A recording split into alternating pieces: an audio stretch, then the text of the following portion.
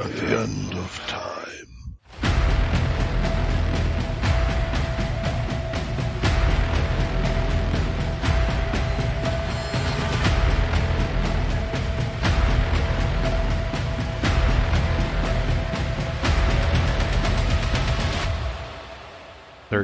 O'clock.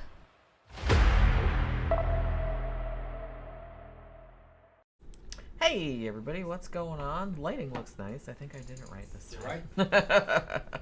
Looks might like. Be a little too bright. Let me see. Oh, I don't know.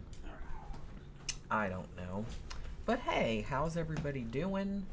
This should actually be a pretty fun show. I've been wanting to do this one for a while.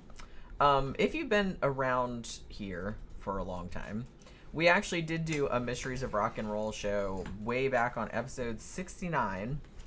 And I had to go and look up because I didn't remember like what we had done on that one. We did Robert Johnson selling his soul to the devil. We did the whole Dark Side of the Moon Wizard of Oz thing. We talked about the deaths of Brian Jones and Bobby Fuller. We talked about Orion, the Elvis Orion thing. We did talk about the 27 Club, because John Gorse just mentioned that. And I also wrote down Sammy Hagar getting abducted by aliens, and I was like, "Wow, I don't remember that." Never heard of that. But I guess we did actually maybe talk about it on the show. He claimed to have been abducted by aliens. I guess so, but like I said, I don't remember any. So we talked about that on apparently on the last show. John Gorse is talking about the 27 Club. Yeah, and actually two of the people we're talking about tonight, obviously Jim Morrison and Jimi Hendrix, are members of the 27 Club. Although I was looking something up and they were just kind of like, well, statistically, yeah, it does seem weird that like a lot of rock stars seem to die at that age, but it's not statistically significant. It's just like a coincidence, because they said there's also a cluster of them around like some other ages too, but nobody talks about that. So, but it is kind of weird that like there is a bunch of them around that. Now, Camp Guy said, yeah, Kurt Cobain and Courtney Love. I actually kind of considered doing that one, but then I was like, well, I don't really know if there's any mystery there. I know that there's this whole thing that, that people think that Courtney Love killed him and shit like that, but I don't believe that, and I don't think there's really any evidence to support that. Not that I know a huge amount about it, but, I mean, that seemed like a pretty straight-up suicide to me. Yeah. So, I don't know. Maybe if we do, like, a Volume 3, like, I'll talk about it. Like, or at least I'll talk about the controversy. Because the thing about it is that on this show, like I said, I wanted to talk about Jimi Hendrix and Jim Morrison, not because anybody, well, I'm not going to say not because anybody thinks they were murdered, because some people think that Jimi Hendrix in particular was murdered. But I think that it's more a case of people not knowing if they committed suicide or if it was an accident, or I think even in Jim Morrison's case, some people think he like faked his death, or I don't know, shit like that. So yeah, no, obviously that's not what it is. The Jim Morrison one was... Well, no, I know what it is. Okay. I know what it is. We're going to get into it. That? Okay. I'm just saying that was another thing that people say about it. It's not, you know what I mean? Because I already investigated that, and the Jim Morrison rumor, I believe, is true. Well, it doesn't sound all that far-fetched to me, to be honest. People that knew him said that he didn't die in that bathtub. But, right. Okay. But yeah, I mean, we'll get into that. Like, that, I think that's the third one that we're talking about. But yeah. So, let me see. Oh, so they're talking about, Camp Guy said, I didn't know that Robert Plant had a child that died. I didn't actually know that either. Yeah. Sebastian said, an alleged curse from, it's Boleskine house, isn't it? That, did we did a show about that, didn't we? That was, the Aleister Crowley kind of shit, yeah. Wasn't much of a house either. From that Jimmy Page was. It looked kind of crappy. It does look kind of crappy. Yeah. Or weren't they trying to, like, because we did a show about it a while back, like, with all the weird, like, occult shit that was going on there and everything, and they were talking about restoring it, and I don't know, I haven't heard anything since then, like, how that's been going. Crowley didn't have much money. Mm-mm. Especially when he was young. Not much money in the occult. He had a lot of notoriety, but he just would have been, nowadays, just been a goth kid. Really. Yeah. Kind of like just so being crazy. Fucking creepy and shit British like kid. that. He was kind of ahead of his time, but weird. Yeah, I suppose weird. so. Yeah. Probably a male prostitute too, from what I remember. Oh, I'd never heard that. Did we even talk about that? Because we did a show about Aleister Crowley too. Didn't we do two separate two separate shows? We did one about Aleister Crowley and one about Boleskine. Yeah, I remember reading something from a witness that knew him when he was young and said that he would do anything for money in his 20s. That's and quite he a statement. partying constantly and evidently would like sell ass to get money. He was that kind of a guy. Well, it's not like, I mean, a lot of people. Yeah. So, John Gore said, didn't but Cady... he was by anyway. Yeah, so it probably wasn't that big a deal. Yeah. John Gore said, didn't Katy Perry buy, I forget, either Aleister Crowley's place or the Tate LaBianca house? I thought I heard it was the Tate LaBianca house, but I could be totally wrong about that. I didn't even remember it until you mentioned it. Yeah, I'm not really sure why you'd want to... I mean, I'm not superstitious or anything like that. It would be kind of like... I think the only pain in the ass about buying a house where people got murdered was just because you'd have like all these true crime looky-loos like coming through there taking pictures of your house, and that would be kind of annoying. Or people knocking on the door being like, hey, can we come inside and look at it? I'm not worried about it being like cursed or haunted or nothing like that, but I would worry about like people coming by there looking at it. Should be creepy. I guess it would be. But, I mean, if it was cheap enough, I don't think I would. Okay, before we get off on the show, I wanted to mention something. I was looking through some old comments, because I don't see the comments as they come up on the videos. I have to go back, and I'll check them every month or so. Go back and look at comments over the past months. And I noticed that there was a comment by Daddy Rolling Ghostface saying that he can no longer comment in the live chat. And we can't figure out why. Nobody's blocked in the live chat. Yeah, I think he thought that one of us had blocked him, but I didn't block him. Yeah. There's nobody blocked on this channel. Nobody's blocked. And then, I went and looked at the account and no one was blocked. And I have controls to silence people or put them in timeout and stuff. I think I can kick them out. I don't have any list anywhere to see anybody who's blocked. I don't know if he's accidentally blocked. Maybe somebody can tell me how this might work. I do have moderator powers on this bitch, but I don't see moderator powers. Yeah, but I don't seem to have any. I can only hide a user, or put a user in timeout, or remove a comment. So I can't block anybody.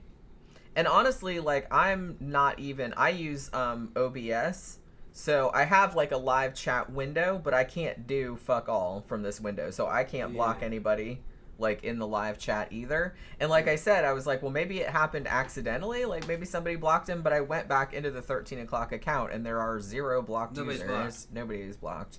So I'm not really entirely sure, like, why he can't comment in the live chat anymore. It's got to be. Yeah, I don't know if it was that or if it was because I would think like if one of the other moderators had kicked him out for some reason, which I don't know why they would, he'd be on the blocked list. Well, no, the moderator doesn't have the ability to ban anybody. Right, just kick them out. Just kick them out, like or to make them invisible. So I'm not really sure like how that happened. I don't know if it's some kind of glitch or anything. But we're not mad at you. I swear to God, like we didn't do anything. I didn't do anything, and I didn't even like realize until we were looking back at some of the old comments, and I was just like, oh shit, I was like, I can't block anybody in OBS because I don't have there. It looks like there's controls, but there's not. You can't do it. You can't do anything like in the chat window. So I don't know what the issue is. It's not us. Yeah, so I don't know either.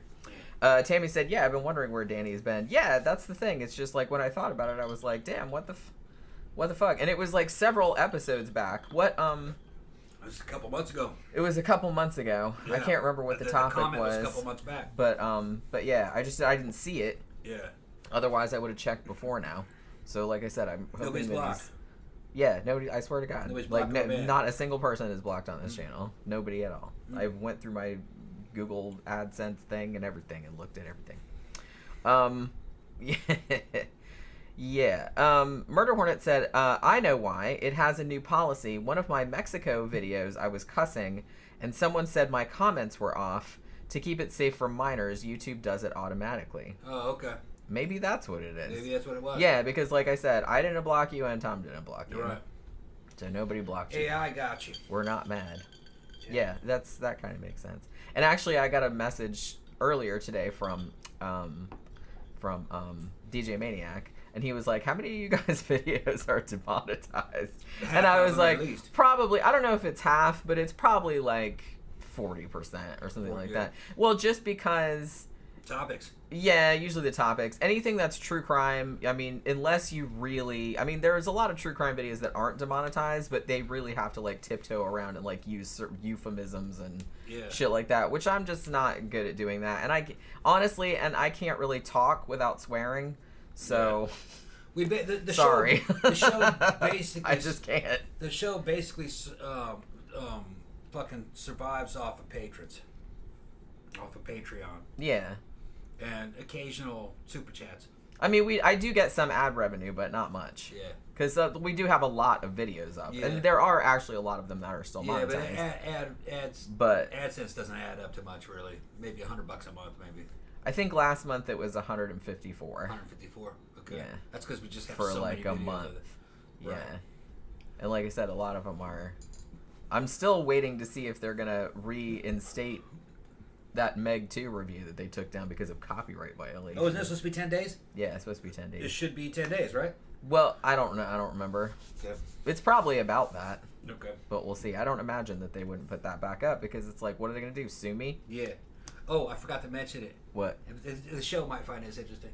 Remember how I said on that Buell Firebolt that I have, I kept adjusting the damn clutch on the cable. It kept getting loose on me. So I adjusted it like 4 times at the basket, and it still would get loose. It'd have about a fucking more than a quarter inch of free play in the line.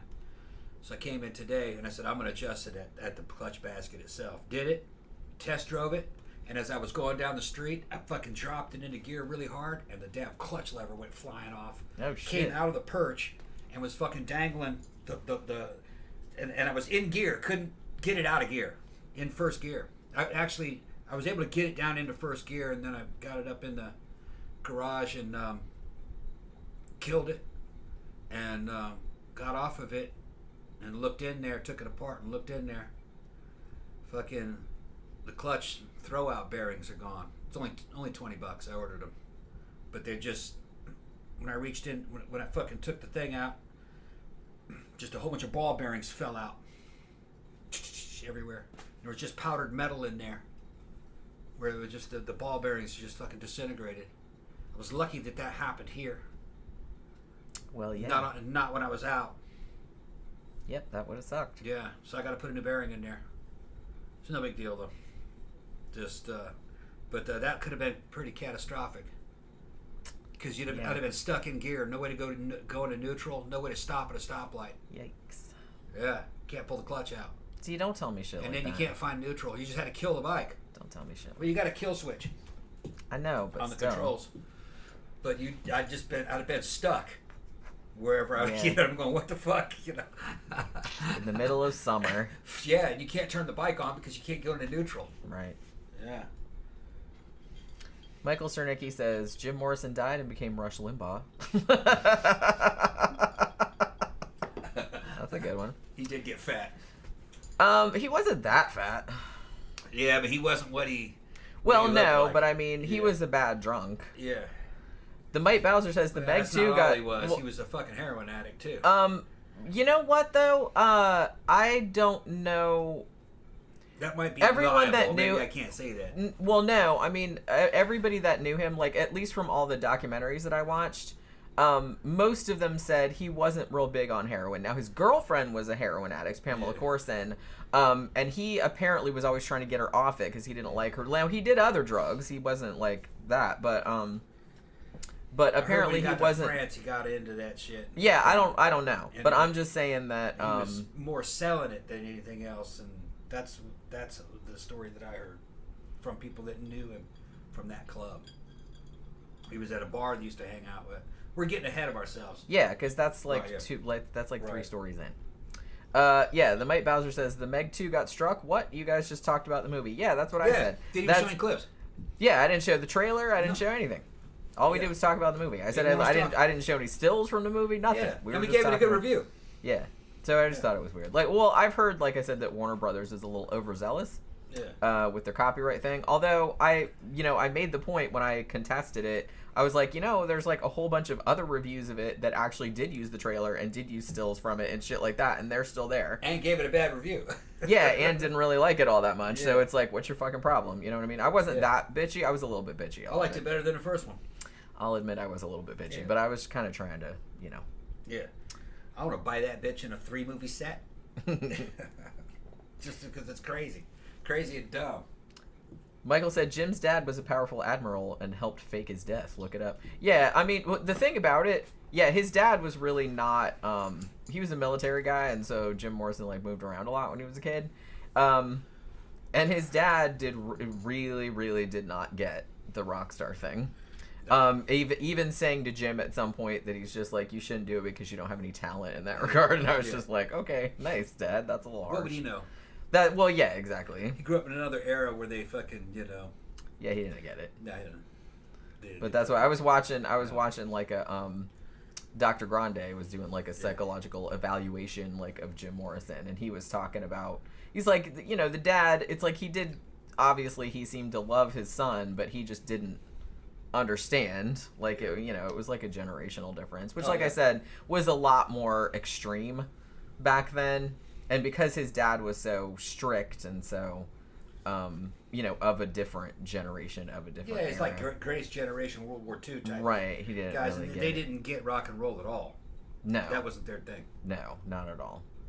And and it's just kind of like, I remember kind of growing up in that era where they thought, well, you couldn't make any money with anything artistic. They were just like, oh, don't you want to go into something like accounting or something where you're gonna like make some money? You know what I mean? Like, they didn't think that you could make any money with anything. If they didn't like it, then they didn't think it would sell, but they didn't like anything. Right.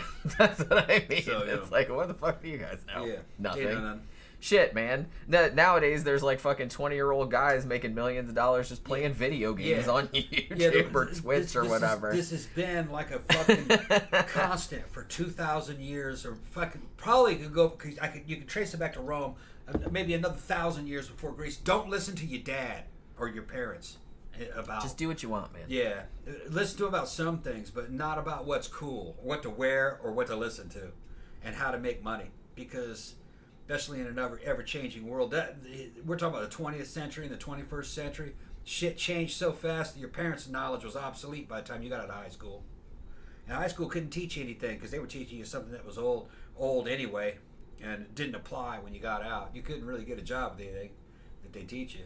So it's just, then you had to go to university, and I don't really think anybody worked in their field. It was just a ticket into a club.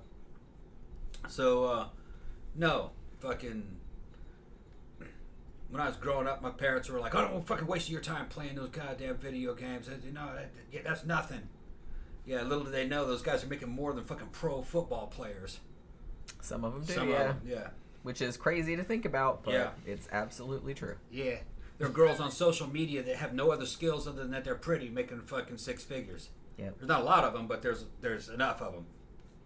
And making more than a Hollywood actress. Because everything's targeted now and specialized. I remember back in the day, you were just praying, the only beautiful women you would see would be in movies, maybe television, maybe a magazine or something. But it was always being filtered through people selecting these women to show you. Like you'd see a movie actress, oh man, she's cute. But you didn't see the millions of other women that are just in their bedroom, in their house, that were even cuter. Well, now they got Instagram models. Yeah, so there's... She's just taking pictures of herself. She can take badass pictures. There's beautiful ladies everywhere. Yeah. and they're not fitting any stereotype, all different shapes, so you can just go after the ones, you can get pictures of the ones that you like. You can choose what your favorite one is. That was undreamed of when we were kids. I think that's kind of the main thing that I dig about the modern era is everything is just so, in some ways it's like, so it's harder to break through, but in a lot of ways everything is a lot more curated to your own tastes. You can find exactly what you like. You can make a living. You can make a living. Yeah, it's like most people aren't getting super rich off the shit, but people can make a living doing that kind of stuff, just kind of targeting a specific market like that. Yeah, and getting their own little fans. As long as you're working it as a job, like those girls that are successful, they put in 40 hours a week, taking photos and on Twitter and running social media. Yeah, it's a job like any other job.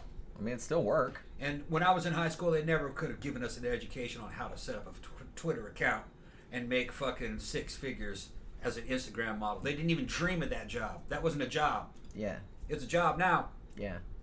I think some people still think of it not as one, but it absolutely is. It's a job. It's a lot of work. It's a job, and it's in the entertainment industry. It's a lot of work. It's just that Hollywood doesn't control the entertainment anymore. Internet does. The platforms do. Michael says the Bobby Fuller death was a weird one. Yeah, I didn't want to like redo that one because we did that one on the last one, but that might be something we want to revisit like at some point because that was pretty fucking weird.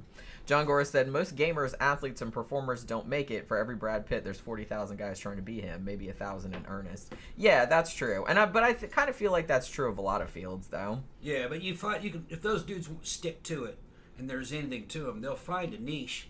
Even if that dude's just up on StreamMate beating it in front of fucking dudes. And the thing is that he might not make it in the sense that he's like rich, but he's like making a living. He's making a living at it. Yeah. Like it might not be like a real fancy living, but you know he's paying his rent and shit. Right, and maybe it wasn't what he expected.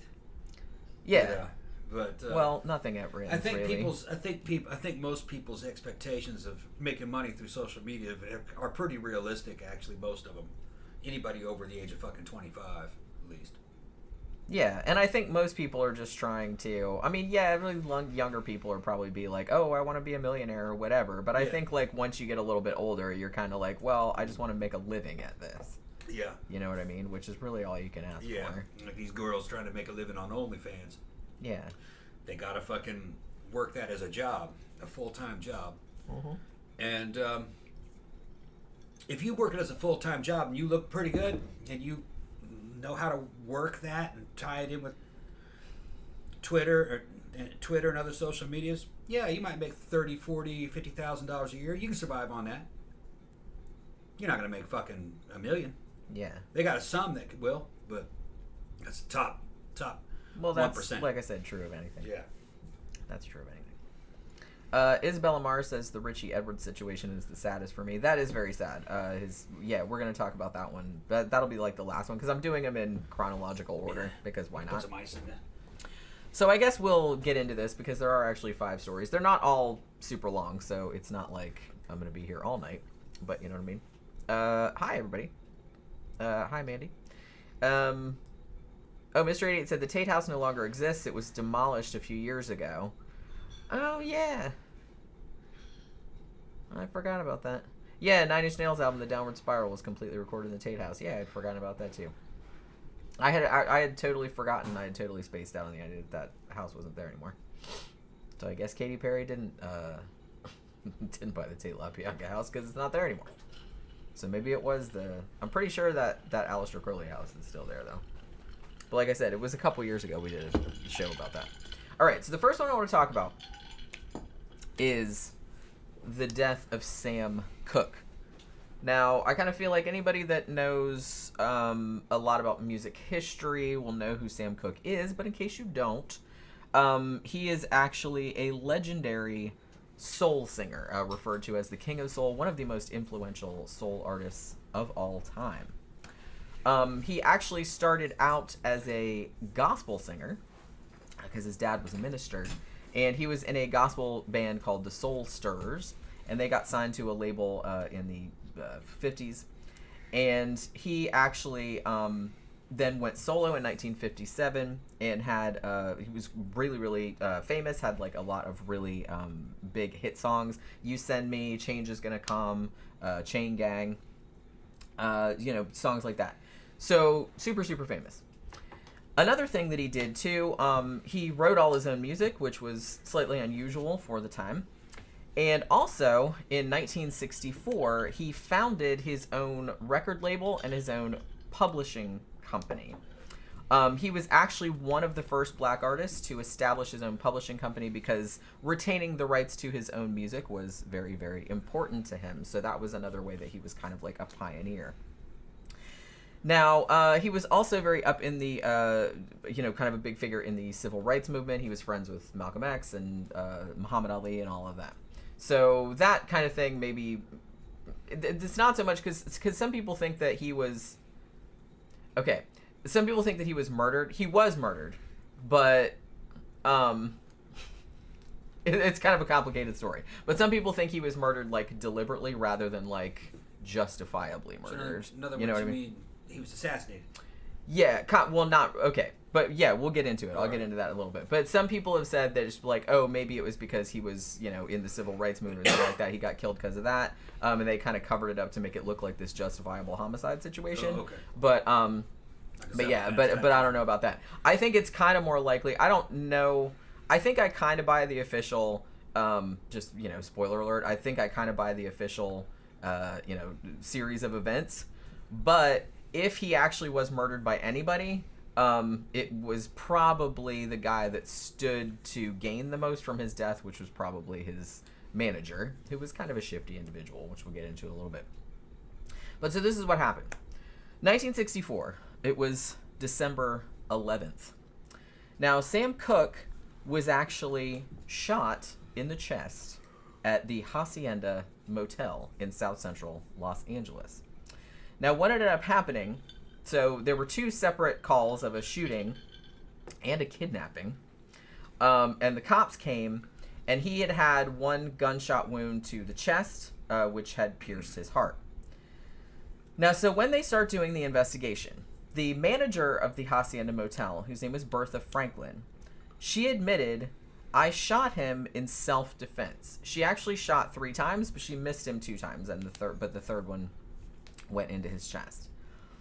Now, this was corroborated by the owner of the motel, whose name was Evelyn Carr. She said she had been on the phone with Bertha Franklin at the time the incident happened, and she said that she heard Sam Cooke coming into the office and the whole fight and the gunshots and everything like that. So, this is what she said happened.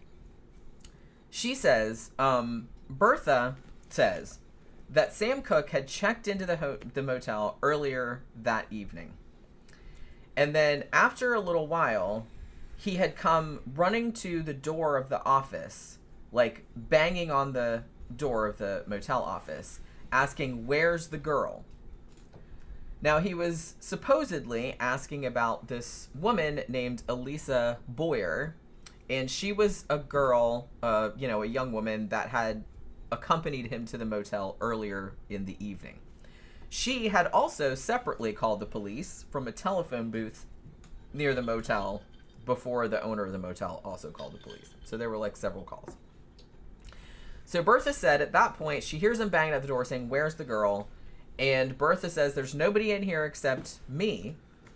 But apparently Sam Cooke did not believe this and was like enraged. So he forced his way into the motel office. She said that he was completely naked except for a sport jacket and one shoe. Okay. Just one shoe. Fuck yeah, the other shoe. for whatever reason. Yeah. Well, there was a reason, but I don't know about the one shoe, but I do know about the sport jacket. So apparently he grabs her and says, where is that girl? Like, where's that girl? Elisa, who he was talking about. And according to Bertha, she started grappling with him. The two of them fell on the floor, and then she kind of got away from him. She got up and ran to get her gun. And then she started shooting at him because she thought he was going to kill her. So, like I said, she missed twice, but one of the shots got him in the heart. Now, according to her, he actually said in a very surprised voice, "Lady, you shot me." Which is actually, if you look it up, that is actually a documentary about Sam Cooke. It's called Lady, You Shot Me. It came out in 2017. I actually watched it earlier this week. But says even after he was shot, he still kind of kept coming at her. So she said that she hit him in the head with a broomstick, and then he fell on the floor and died. He was actually... She didn't know this guy. No. Yeah. He was famous. Like, she knew who he was, but he had just, like, checked into the motel. She was just the motel manager. Yeah. He just came to the motel. Allegedly, he just came to, like, asking where that girl went. He was nude. Yeah. Except for that thing is...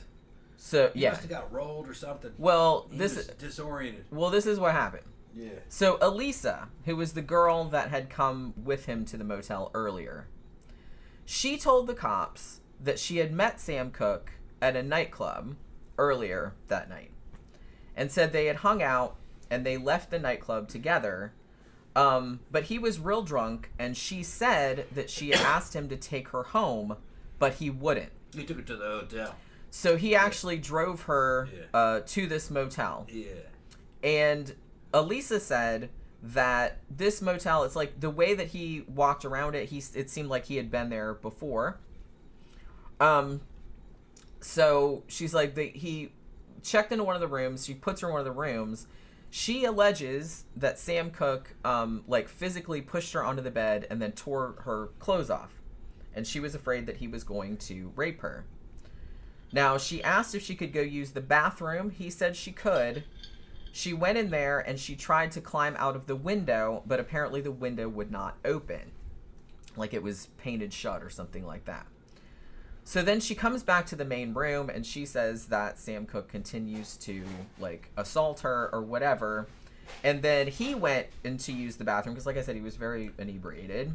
And then she picked up her clothes and also apparently got some of his clothes too in the pile, which is why he didn't have any in the room. And she got the fuck out of there. Now, she actually went to the motel office first and banged on the door, but it took too long, like, for the manager to come to the door, and she was afraid that Sam Cooke was running after her. So she said, fuck this, and she just, skedaddled. She just, like, ran out of there. She put her clothes back on, stuck Sam's clothes somewhere, like, out in the parking lot or whatever, and then went to a telephone booth and called the police. Yeah. Now, so nobody knows exactly, like, Elisa Boyer, I mean, obviously it's just her account of things, what happened between her and plausible. Cooke. It does sound plausible, you know what I'm saying. Now, interestingly, though, there was, they had been in a restaurant earlier, like a place called Martoni's, like earlier on, and Sam Cooke had been there, like earlier on in the night. Now, according to people that worked at this restaurant and friends of his that had also been there, they said that Sam Cooke had, like, a big wad of cash, like, when he was at the restaurant. It wasn't shy about, like, waving it around, like, look how much money I got, or, you know what I mean, like, kind of showing off or whatever. But they did search Elisa Boyer's purse, but they didn't find anything except, like, a $20 bill. And then they searched Sam Cooke's car. He had a Ferrari, and all he had was a money clip that had $108 in it. So they don't know where that big wad of cash went. Man, he spent that. Or if, or if he didn't have that, if, like, the people at the restaurant were mistaken or whatever. Yeah.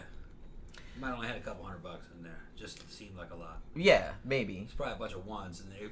Yeah, it's like, I got this big pork roll of, like, $1 bills. That's like, that's what I would do. I'm like 100 air. You know what I mean? He's got fucking 50 ones. Who wants to be 100 air? Fucking a couple of 20s around the other side.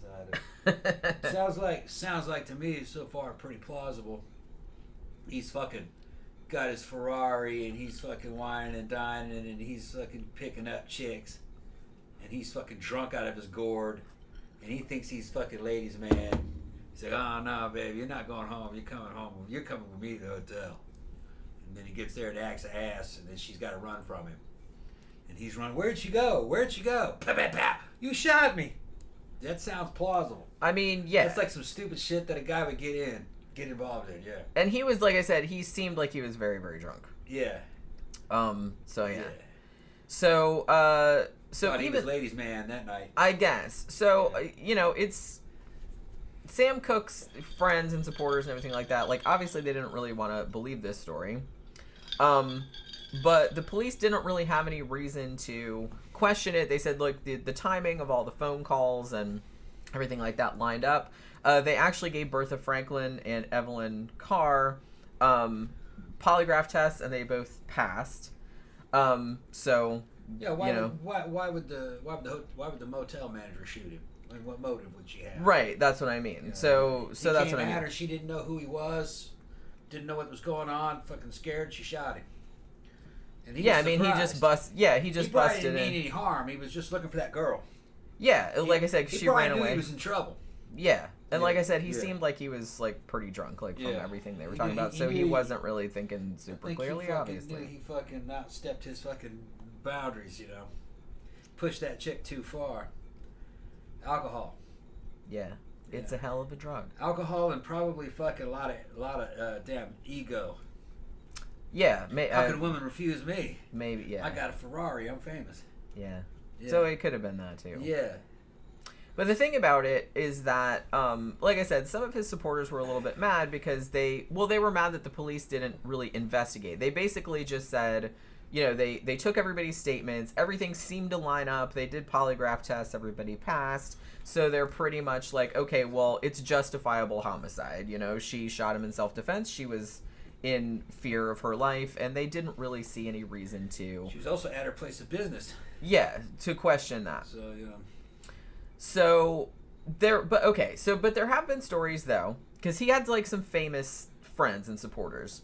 Muhammad Ali thought it was very suspicious that they didn't investigate his death to any great degree, that they were just like, oh, justifiable homicide, case closed. So he thought that was a little odd. He was like, if this had been like another famous person that was perhaps white, maybe they would have like looked into it a little bit more. Another friend of his, who's the very famous singer Etta James, she actually said that before the funeral, she went and looked at the body, and she said that the body looked more fucked up than what the police, like what the official version of events was. She said that he was beaten up really bad.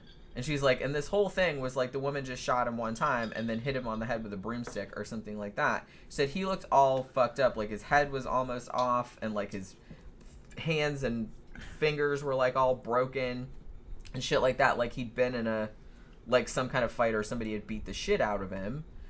But I mean, I'm not casting aspersions. Like maybe she did see that.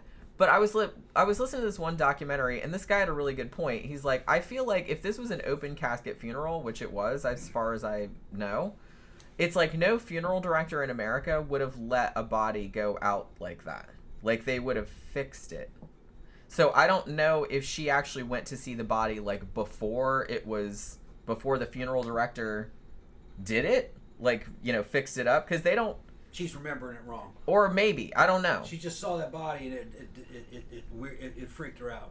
Hi, Pokey. She saw the body and it freaked her out. Maybe. She was imagining that it looked all fucked up. She'd never seen a dead body before. Because, like I said, They're lifeless looking. They look like mannequins. They definitely would not, like, have an open casket funeral if you looked like you'd been beat the shit out of. They would fix it up at least. Or they would, if they couldn't fix it up, they would not have an open casket, generally. Her emotions got to her. Maybe. So, like I said, I'm just saying that was the story. Like, I don't think she was the only one that said that. And like I said, I don't know if they went and saw the body, like, before the funeral director, like, before the mortician, like, did anything to it. And they were just kind of like, yeah, that body looks like somebody beat the shit out of him. So I don't really know. But so the big story about this, like I said, now some people have said because he was, like, all up in the civil rights movement and everything like that, they might have been killed because of that. And then there was, like, this big story, it was, like, this big cover-up or whatever. But probably the most, the story that's told the most about him, like if the whole like justifiable homicide thing was not the case, was just like the cover story, is that they think that Sam Cooke's manager, whose name was Alan Klein, didn't actually kill him himself, but maybe like had him killed. Because Alan Klein, he owned Tracy Limited. And this was a company that he started with Sam Cooke. He had a thing where he would start a company that was like the middleman between the artist and the big record companies, and he would like pay they would produce all the records, and he would like pay the royalties to the artist, and then he would sell the records to so it was kind of a weird system. Like they didn't usually do that. But it was very, very lucrative. Now, he paid the artist, like, a lot of money, but he also paid himself a lot of money, and sometimes he skimmed a lot, like, off the top, because he did it to the Beatles, and he did it to the Rolling Stones as well, and they both sued him over it. So, Alan Klein, what he did, apparently, was when him and Sam Cooke started Tracy Limited, which was supposed to be this music publishing company, which was supposed to, like, give Sam Cooke, ostensibly, like, all the rights to all of his music, was that Alan Klein wrote in the contract that it was like this real convoluted wording and all this other kind of stuff that he used, where it essentially just said, well, he was the owner of the company and Sam Cooke was just like an employee of the company, kind of. So he kind of worded it like that, but in a way that made it seem like they were both the owners, you know what I mean? So he was like kind of sneaky like that. So he certainly made a lot of money from Sam Cooke's death, for sure. So Alan Klein, I mean, I don't like to accuse anybody of anything, especially he's dead. Like, he died in 2009. The thing about it was that the company that he founded, like Tracy Records, the one that he started with Sam Cooke, that was later folded into his main company, which is called ABCO, Music and Records Incorporated, which is still around and owns a lot of, really high profile, the music of a lot of really high profile artists. So, like, what he did, he got in trouble. Well, he didn't get in trouble, but he got sued. He was managed the Rolling Stones, and what he did, the Rolling Stones got $1.25 million from Decca Records, like an advance on their album in 1965. And Alan Klein worked it, so he took that $1.25 million and deposited it into a company that he set up, and he made it, the contract said that he didn't have to give them that money for 20 years. So he did shit like that. Damn. He did shit like that to the Beatles too. And they both separately, like, there were like lots of lawsuits. So he was not a real popular dude, like all the shit that he was pulling. Like, he would withhold royalty payments. He owned the rights to a bunch of their songs. Like, I think for a long time the Rolling Stones wouldn't do any of their old songs because he owned all the rights to them, and they couldn't do them, or they didn't want to give him any money. He also, like, didn't pay their taxes for 5 years like he was supposed to. So yeah, so they went back and forth with him, like, a lot. So he actually had to the IRS was, like, after him for a really long time. And they finally did catch up to him in 1980, but all he got was 2 months. It was like a misdemeanor, like, for making a false statement on a tax return in 1972, and that's all he did. So because he was such a shady character, allegedly, some people have speculated that he might have had Sam Cooke killed, particularly because Sam Cooke had very recently, like a day or two before he was shot, had an argument with Alan Klein because he's like, look, I know what you're up to, and I'm getting rid of your ass. And like I said, Alan Klein was making a lot of money from the company that he had set up with Sam Cooke. So some people have speculated that maybe this whole thing was kind of like a cover-up in a sense, like, so he could kill him. I don't know if I believe that. Seems a little far-fetched. Yeah. To me, it sounds like pretty much what it seems like. Dude's out at a nightclub, gets drunk, picks up a girl, gets overzealous, and she's like, fuck this, I'm out of here. And then he gets a little bit upset and gets shot. He was looking for that chick. It happens. I think he thought he was in trouble. Oh shit! Where'd she go? He was in trouble. Yeah, where'd she go? I mean, she ran. Yeah. She ran and called the cops before she knew he got shot. Yeah. Like, cause she ran out the motel, and because she was afraid, that was like attempted rape. He probably wouldn't have got shot if he had clothes on. That just probably freaked her out. Although he did, well, yeah, I'm sure that didn't help. He did, like, come at her though. Yeah, he's like drunk. Apparently, he grabbed her and was like, "Where is that girl?" She's like, Yeah. "How the fuck would I know?" So, like, yeah. But yeah, so that it was just that's a very unfortunate situation all around. But like I said, He even had a bad day. yeah, and it was his last one He too. had a bad So day. you gotta watch. Yeah.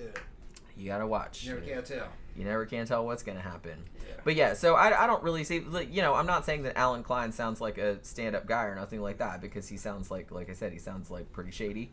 But How could he is he shady enough to have somebody killed and then make it look like an accident? Or Yeah. That's hard to do. It is, He would yeah. have to have paid that woman to shoot him. Right. And put herself in jeopardy over some money. No, she wouldn't have done it. Yeah, I just don't. No. I just don't. Wouldn't have looked like that. If he wanted him dead, they just never would have found him. Yeah. You know what I mean? Mr. 88 said, Alan Klein is a piece of shit. He Yeah. screwed the Beatles in the last stage of their career. Yeah, he screwed a lot of people. And And I'm just amazed that the 2 months is all the prison time he ever did, because apparently I was reading his Wikipedia page. I'm like, holy crap. Like the shit that he did. I mean, I think that was mostly like the highest profile stuff was like the Rolling Stones and the Beatles, because they just kept suing the shit out of him, but he never did really get in trouble. How did he keep getting business? I don't know, to be honest. And like I said, the company that he founded is still around. Yeah. And still owns like a lot of music. I guess it was the kind of thing where there was no internet, so you couldn't. The word couldn't get out that he was a crook. New artists would just stumble in through the front door, thinking, "Oh, this is a famous company," and then they got you. Yeah, I mean, yeah. Regenerated Sun says, Etta James, I question some things she said, even in her book. Not calling her a liar though. Yeah, it's just like maybe she was just upset. I mean, that was her friend and she saw him dead, and that is really traumatic, I'm sure, but I just kind of feel like if she just went right before the funeral and saw the body like in the coffin at the funeral, I'm like, there's no way that they're gonna like let a beat to shit looking dude like lay in a coffin like for everybody to look at. That's not gonna happen. Like, cause she was like, oh, it looked like his hands were all broken and his head was almost off and stuff like that. I'm like, they don't not gonna let a body go out there like that unless it's a closed casket. You know what I mean? Nightmares and Rainbow said, would you guys be interested in doing an episode or a series of episodes on the hypocrisy of the church, because I would really like to see that. I had been thinking about doing a show about like scandals of the Catholic Church, although I feel that's a massive topic. And that show would probably be like fucking 15 hours long. But that actually would be something I might be interested in doing. But like I said, I'd have to like narrow it down into little more manageable chunks. Even the scandals of the Catholic Church one, I keep having it in my list, and I'm just kind of like, man, maybe I'll save that one for when I have more time to do research. You know what I mean? Because I'd have to like narrow down like a few. Fucking shit. Mandy Nicole said, yeah, I mean, everyone looks bad in a casket. Yeah, I mean, pretty much. No one's gonna look all super beautiful like after they're dead. You know what I mean? They're all gonna look a little bit funny. So, all right. So let's talk about Jimi Hendrix. Now you know a bit about Jimi Hendrix. Yeah, I was in the same unit as him. You were, yeah. 101st Airborne. Because he was in the military. I don't know if a lot of people know. Yeah, he was in the 101st during the Vietnam era. I think he did 2 years. But he got hurt on a fucking training jump. He never deployed to Vietnam because his physical profile. Yeah. He was in one of the parachute regiments. But they didn't deploy parachute regiments to Vietnam. They put them in helicopters. It was probably before the conversion. But I've read letters that he wrote. He liked the Army. He said he had a lot of fun in it. But it drove him crazy that he couldn't have a guitar, didn't have time to play. Yeah. Now, he did eventually get a guitar, and he played some of his first shows outside the 101 Club at Fort Campbell. And there's a bronze monument to Jimi Hendrix. And it's got his real name. I think it was James Hendrix was his name. It was spelled different. And this is Private James Hendrix played before his first live audience here, and he gave a date. And so he was an honored soldier. You know, it was funny because this is during the Vietnam. He started to become famous during the Vietnam era, and remember Dick Cavett tried to get him to basically say something bad about the war and the troops, and he wouldn't do it. He just says, you don't understand what those guys are going through. My heart goes out to all of them. I know what they're going through. He wouldn't talk bad about the troops, so he kind of got endeared. He was, the Army liked him. He kind of went down as a legend. Everybody knew that was a fucked up mission. There's no way to win that. It was just a big police action, and they were using those dudes as bait. But you don't want to rub salt in the wound. You know what I mean? He got a really good song called Machine Gun, and it's about the Vietnam War. You guys can listen to it. Some guys have made some really good tribute videos to it, showing slow motion color photography and film of Vietnam conflict. Bombs exploded and shit. Jimi Hendrix talking about machine gun weighing him down, breaking his body all up. He's talking about carrying the M60, which I was an M60 gunner for a while. And yeah, it did break your body up. That's what it felt like. He talks about it. But he didn't deploy. He sent those songs. He made that song for those guys who did deploy. Yeah, he captured it. He captured the feeling of it. Yeah. So Jimi Hendrix's last name was actually Hendrix. Hendrix, yeah. Spelled exactly the same. Not with an X? Yeah. It's been with an X? Yeah. According to my notes here. I think it was spelled like a normal Hendrix. I don't know. I'm just saying. Yeah. But he was James Marshall Hendrix. James Marshall, that's right. So the controversy surrounding his death, which actually I watched a couple documentaries about this too, is that some people think that he actually like committed suicide on purpose, and there is also some people that think that again his manager might have killed him. Now I will say that in this case it does sound a little more plausible. Still a little out there, but he had a lot more, allegedly his manager had a lot more reason to kill him, and there was like some weird shit about how he died exactly, like because there's differing accounts of, you know, pathologists and things like that. There was kind of like some weird shit. So maybe, like I said, I still don't know, and I don't know. They're not actually entirely sure if he killed himself on purpose or if it was an accident. So there's that too. And a lot of people too, there's also a lot of controversy about his girlfriend Monica Dannerman, who was there with him at the time, who, let's just say that her over the years, like, she kept changing the story of like what exactly happened, like when she found him and stuff. So that's a little fishy as well. So I don't know exactly what happened, but we'll talk about it a little bit. So we'll get just a little bit of a background, obviously. So like I said, born James Marshall Hendrix in 1942 in Seattle, and joined his first band at 13 years old. They said, interestingly, when he was a teenager, the people that were in a band with him, they didn't really, he wasn't super charismatic. They said he was very, very shy, and he didn't have any stage presence and stuff like that. So a lot of the people that knew him when he was younger were actually like really surprised at how he turned out, because that wasn't really what he was like when he was a teenager. So he joined the Army. He actually dropped out of high school and joined the Army, and had a band while he was in the Army called the King Casuals. He was honorably discharged in 1962, and then started playing with Little Richard, Jackie Wilson, Wilson Pickett, stuff like that. Now, a year before he died, he actually was on trial in Toronto for possession of heroin and hash, but he was not convicted.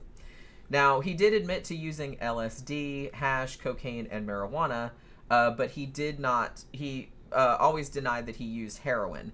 And indeed, I will kind of skip ahead and say the autopsy that they did on him, which I read like the breakdown of the autopsy report, they found absolutely no evidence that he had ever done heroin, like no track marks, no nothing like that. So that would seem to be the case. So yeah. Hendrix liked acid. Yeah, he was and he did admit to Yeah. doing all the other drugs. But he was like, yeah, I didn't really do heroin. And like I said, there was at the autopsy, there was no evidence that he had ever done heroin. So here's the thing. Okay, so this is kind of the official account, and this is from an author named Tony Brown, who wrote a book called Jimi Hendrix, The Final Days. And he's like, in this... There's Jimi Hendrix as a paratrooper in the 101st. Ain't that something? You wouldn't even recognize him. I wouldn't recognize him without his... hair, like with the helmet on and not in the clothes that he was normally wearing. Yep. That's him right there. Okay, now I recognize him. With his unit, yeah. Now I recognize him.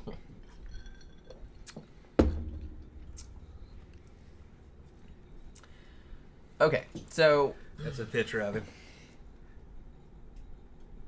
Yeah, see, kind of a little more recognizable. With Yeah. short hair, it's harder, and without his yeah, beard but and it's his like that mustache. that smile though Yeah. is like real. He was a real tall, lanky distinctive. guy, Yeah, soft spoken. He does really good interviews. You can see old interviews of him in the '70s on talk shows. He's a nice guy. yeah, and I as far as I know, like everybody that knew him said that he was just a lovely person, like that he Yeah. was just a real nice, gentle. Yeah, Dude. friendly, intelligent guy, real talented. Self-taught on the guitar. Played left-handed, even though he was a right-handed guy. Just the way he did it. Broke all rules. He invented heavy metal and industrial. If you have that the Jimi Hendrix Experience, that first album, there's a song on there called Third Stone from the Sun. The guitar tracks are backwards, and there's a lot of backwards stretched out tracks in it. And that's what inspired Skinny Puppy to do that kind of stuff. And it does kind of sound industrial. He was way ahead of his time. Now, he had some British bandmates that were also, was Noel Redding, I think. What was that guy's name? Fuck. I forgot the other. I think Noel Redding was one of the guys' names. But they were real talented, too. They were just a good trio. They were so ahead of their times, most people rejected them when they first played them, when they first heard them play. Well, that usually happens when In America, they didn't like him. He was big in Europe, Germany, and England. He got big there first. His band was from England.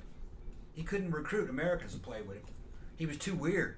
But he was onto some good shit, man. Fucking, his music still stands the test of time, especially when he bought that Electric Ladyland studio and came out with that Electric Ladyland double album. That shit was fucking badass. I had all of his albums and some of his bootlegs back when I was a teenager. You still got some of them. Yeah, I still got some of the around vinyl here, is in here. So I just saw them. Yeah. Zach says I got Axis Bold as Love. A pristine album. It's like an 100%. A great album. Zach said, I always thought Hendrix was pretty hot. Yeah, I agree. Mr. 88 said Hendrix is also famous for having been screwed by his label, which was MCA. Yeah, I kind of feel like that happened a lot back, and probably still does. Probably still happens. But yeah, anytime you're talking about that much money, yeah, they're gonna try and like fucking fuck you over, because they're gonna be like, they're just the creative talent. They don't know anything about business, so we can fuck them over. So yeah, that happens a lot. So, all right. So this is kind of like the official version of what happened on like his last days, I guess. So right around September of 1970, Jimi Hendrix he was kind of having a hard time. Like he'd been having like real bad insomnia. He had like a real bad flu. Like I don't know if it was pneumonia, but it was something like that. He was real stressed out, overworked, stuff like that. So he had a German girlfriend at the time whose name was Monica Darren. Yeah, she was hot too. See pictures of her. Yeah, she also died. She died in 1996, I want to say. Suicide, they think. They found her in her car, like, carbon monoxide poisoning. Yeah. But yeah, so we'll get into that in a second. But so they were at her apartment in the Samarkand Hotel? Yeah. So they drank some tea, they had some hash, and they're at her place. And then they had some dinner. Now, at one point during the night, they think that Jimi Hendrix called someone, possibly his lawyer, I think maybe, to talk about getting out of his relationship with his manager, Mike Jeffrey, who a lot of people think maybe had something to do with him dying, allegedly. So, apparently, him and his girlfriend they kind of split a bottle of red wine, like, over a few hours. And then Jimi Hendrix goes and gets in the tub for a little while. Now, one of his friends, business associates, whatever, his name was Pete Cameron, he was actually having a party that night. And I don't think Jimmy was all that jazzed about going, but he's like, well, I kind of feel like I have to. So they did. Now, when he was at the party, he had at least one amphetamine tablet, a black bomber. So they know that he had that. They did find it in his system, like, afterward. Now, while they were at the party, several witnesses said that he and Monica appeared to have an argument. She was apparently really upset about something. It was like, I need to talk to you right now. And he was getting kind of annoyed because he said that she wouldn't leave him alone. I think what they were fighting about was that he kind of had more than one girlfriend, sort of, like on again, off again. And I think that he had been talking to one of those ladies, like, earlier on in the evening, and I think she was, like, mad about her, like, jealous about it. According to one witness, actually, somebody heard her call him a fucking pig at some point during the night, like, while they were at the party. So, they ended up leaving the party at 3 in the morning. Now, according to Monica, who was the only person who was there when Jimi Hendrix died, apparently, she said they got home after sometime around 3 o'clock in the morning. She said she made them each a tuna sandwich, and then they wanted to go to sleep, but Jimmy had taken the amphetamine and it was keeping him awake, so he couldn't go to sleep. He apparently asked her if he could have some of her sleeping pills, but she said no. Yeah. Now, by the time it was like 6 in the morning, she actually kind of snuck and took one herself, apparently. Now, according to her, she woke up 4 hours later. So, like, here's the thing. She said 10 or 11 a.m., but the time that she woke up and it kind of, like, the story changed, like, a lot of times. But she says about 4 hours later, she woke up and Jimi Hendrix was fine. He was asleep. She said that she left the apartment to buy cigarettes, and that when she came back, Jimmy was unconscious. She said that he was still alive at this point. In some stories, she said that he had vomited, and she was, like, trying to wake him up, but she couldn't wake him up, so she called the paramedics. Now, paramedics arrived at the house at 11:27 a.m. Now, when they got there, at 11:27 a.m., the door to the apartment was wide open. The curtains were drawn. The little gas fire was on. Monica was not there. They said that there was no one in the apartment but Jimi Hendrix, and that when they got there, he was already dead. Like, they came in and they tried to, like, they said that there was... I believe one of the first responders called the scene quote-unquote vile. He said that he was just, like, covered with, like, black and brown vomit. They said that his airway was completely clogged and closed all the way down to his lungs, and that it appeared that he had been dead for quite a while. So they actually called the cops because they thought it was weird, one, that he was already dead, and two, that Monica, who had called the first responders, was not there anymore, so they didn't know where she went to. So they took him to the hospital. Now, according to the doctor who was kind of there when he came in, this is a quote. He said he was cold and he was blue. On admission, he was obviously dead. He had no pulse, no heartbeat, and the attempt to resuscitate him was merely a formality. That's what he said. So they knew that he was already dead. And like I said, the ambulance guy said that too, that he was clearly already dead when they got there. And he looked like he had been dead for a little while. Now, the coroner didn't find any evidence of suicide. Monica later said that she had counted her sleeping pills, because remember, he asked her for sleeping pills and she didn't give him any. But the implication was that he had taken them later, like without her knowing. So she said that she counted the pills later on and that there were 9 of them missing. I think at one point she said there were 10 of them missing, but most of the sources said that she said 9 of them were missing. 9 of these pills, which are called Vesparax, I think they're called, is 18 times the recommended dose. So that's a lot. Even though he probably had a tolerance, pretty healthy tolerance to shit like that, still, your body can only take so much when you have all this other shit. Yeah. And you don't want to mix uppers and downers. Just not a good idea. Yeah, I mean, especially if you fucking fall asleep and you start getting sick, you can't wake up to clear your own airway. Yeah. That's what happened to him. That's probably what happened, yeah. Yeah, he just fucking started throwing up because of all the shit he'd been drinking and eating that night.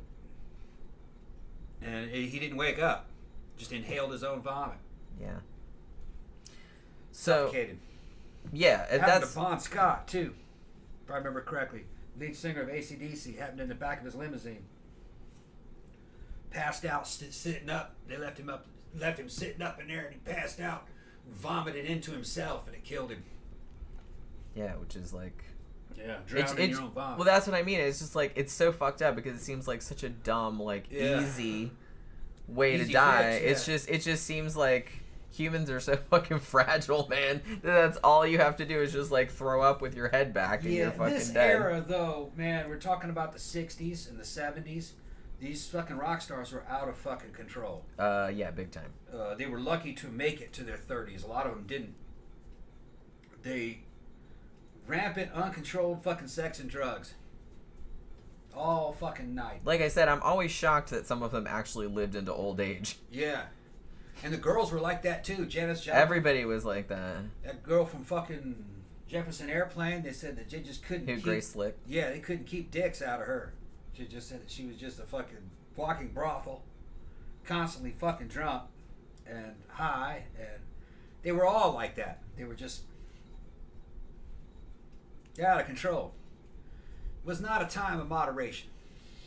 Well, it was almost like I kind of feel like everybody had been so repressed for so long that everybody's just like busted out. And they just like went way over the top with it until everybody was like, all right, let's just dial it back a couple. Like, you can still go out and party and have fun and everything like that, but let's not choke on our own vomit. Okay. And I think several decades of fucking unleaded gasoline built up. Residue building up didn't help either. They were fucking ingesting lead, not. High lead content in them, which made everybody extreme, made people fucking violent and thrill seekers, and there wasn't a lot to do, you know. Fucking, you could see a concert or a movie, listen to the radio, watch TV, and that was shitty. And there were a lot of drugs laying around. There wasn't any internet or video games. So. Yeah, what else was there to do? And the main social media was fucking music and records. Yeah. Me and Jen remember it. There wasn't no fucking internet. If you wanted to find out what people like you were doing, you had to go get a record album. And then you through the lyrics. That was how you found your people, man. That's how you found your tribe. You'd be walking around somewhere and see somebody with a T-shirt of that band on, and you'd be like, "You're my friend for life." Yeah. You know that. Yeah. You know that nobody else does that. So it was just, that was the social media of the time. So these dudes, you know, they were cool. It was very cool to be a rock star during this era, and it got cool.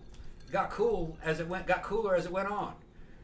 It wasn't until recently being a rock star is not as cool as it was. They don't make rock stars really like they used to. Those guys are all dying off. And the thing about it too is that I must imagine that, you know, in hindsight, you're talking about like how crazy it was, like all these shows and everybody was so like off their faces that nobody knew what was happening and stuff like that. But like at the time, I imagine it wasn't a party like having to deal with, you know, Jim Morrison, for example. No.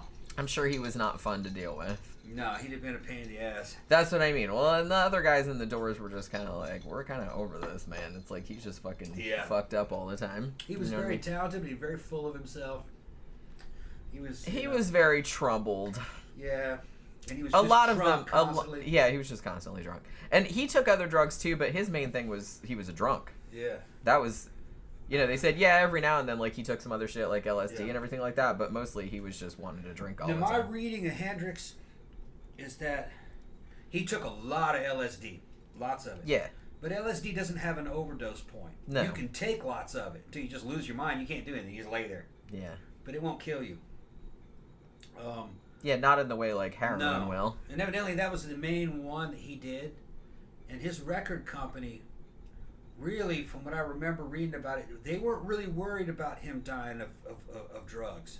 What they were worried about is him killing himself in that fucking Corvette that he bought.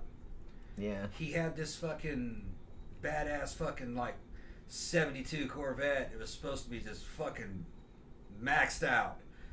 And he would fucking drive it around California to fucking 110 miles an hour on fucking Pacific Coast Highway. Which that's not really a good idea either. He drove very fast.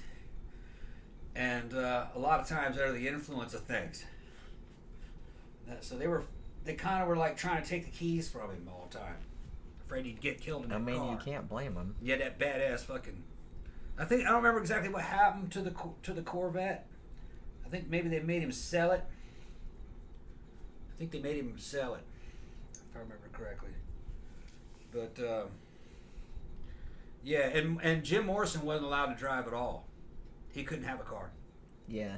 He had handlers. Because he was just perpetually. Yep. They had handlers inebriated. whose their whole job was to make sure that he never got into a fucking car. A lot of his girlfriends were being paid to keep him from driving. Well, because the thing about it is, like, obviously they might not just kill themselves. They might kill other fucking innocent people, too. Yeah, the record companies didn't care about that, though. They cared about fucking Well, yeah, obviously. losing the But money. I'm just saying, obviously. But other people probably. Right. Regular people with souls actually cared about that. Yeah, Not the record companies didn't have executives. souls. No, that's what I'm saying. I'm just saying people with, like, his friends and stuff probably. Yeah. Mr. 88 says, Tom, Jimmy was left-handed, but he played a right-handed guitar in a left-handed orientation. Is that what it was? Strung upside down. Okay. Because right-handed guitars were hard to find. Oh, okay, is that what it was? I just remember it looked crazy as a motherfucker.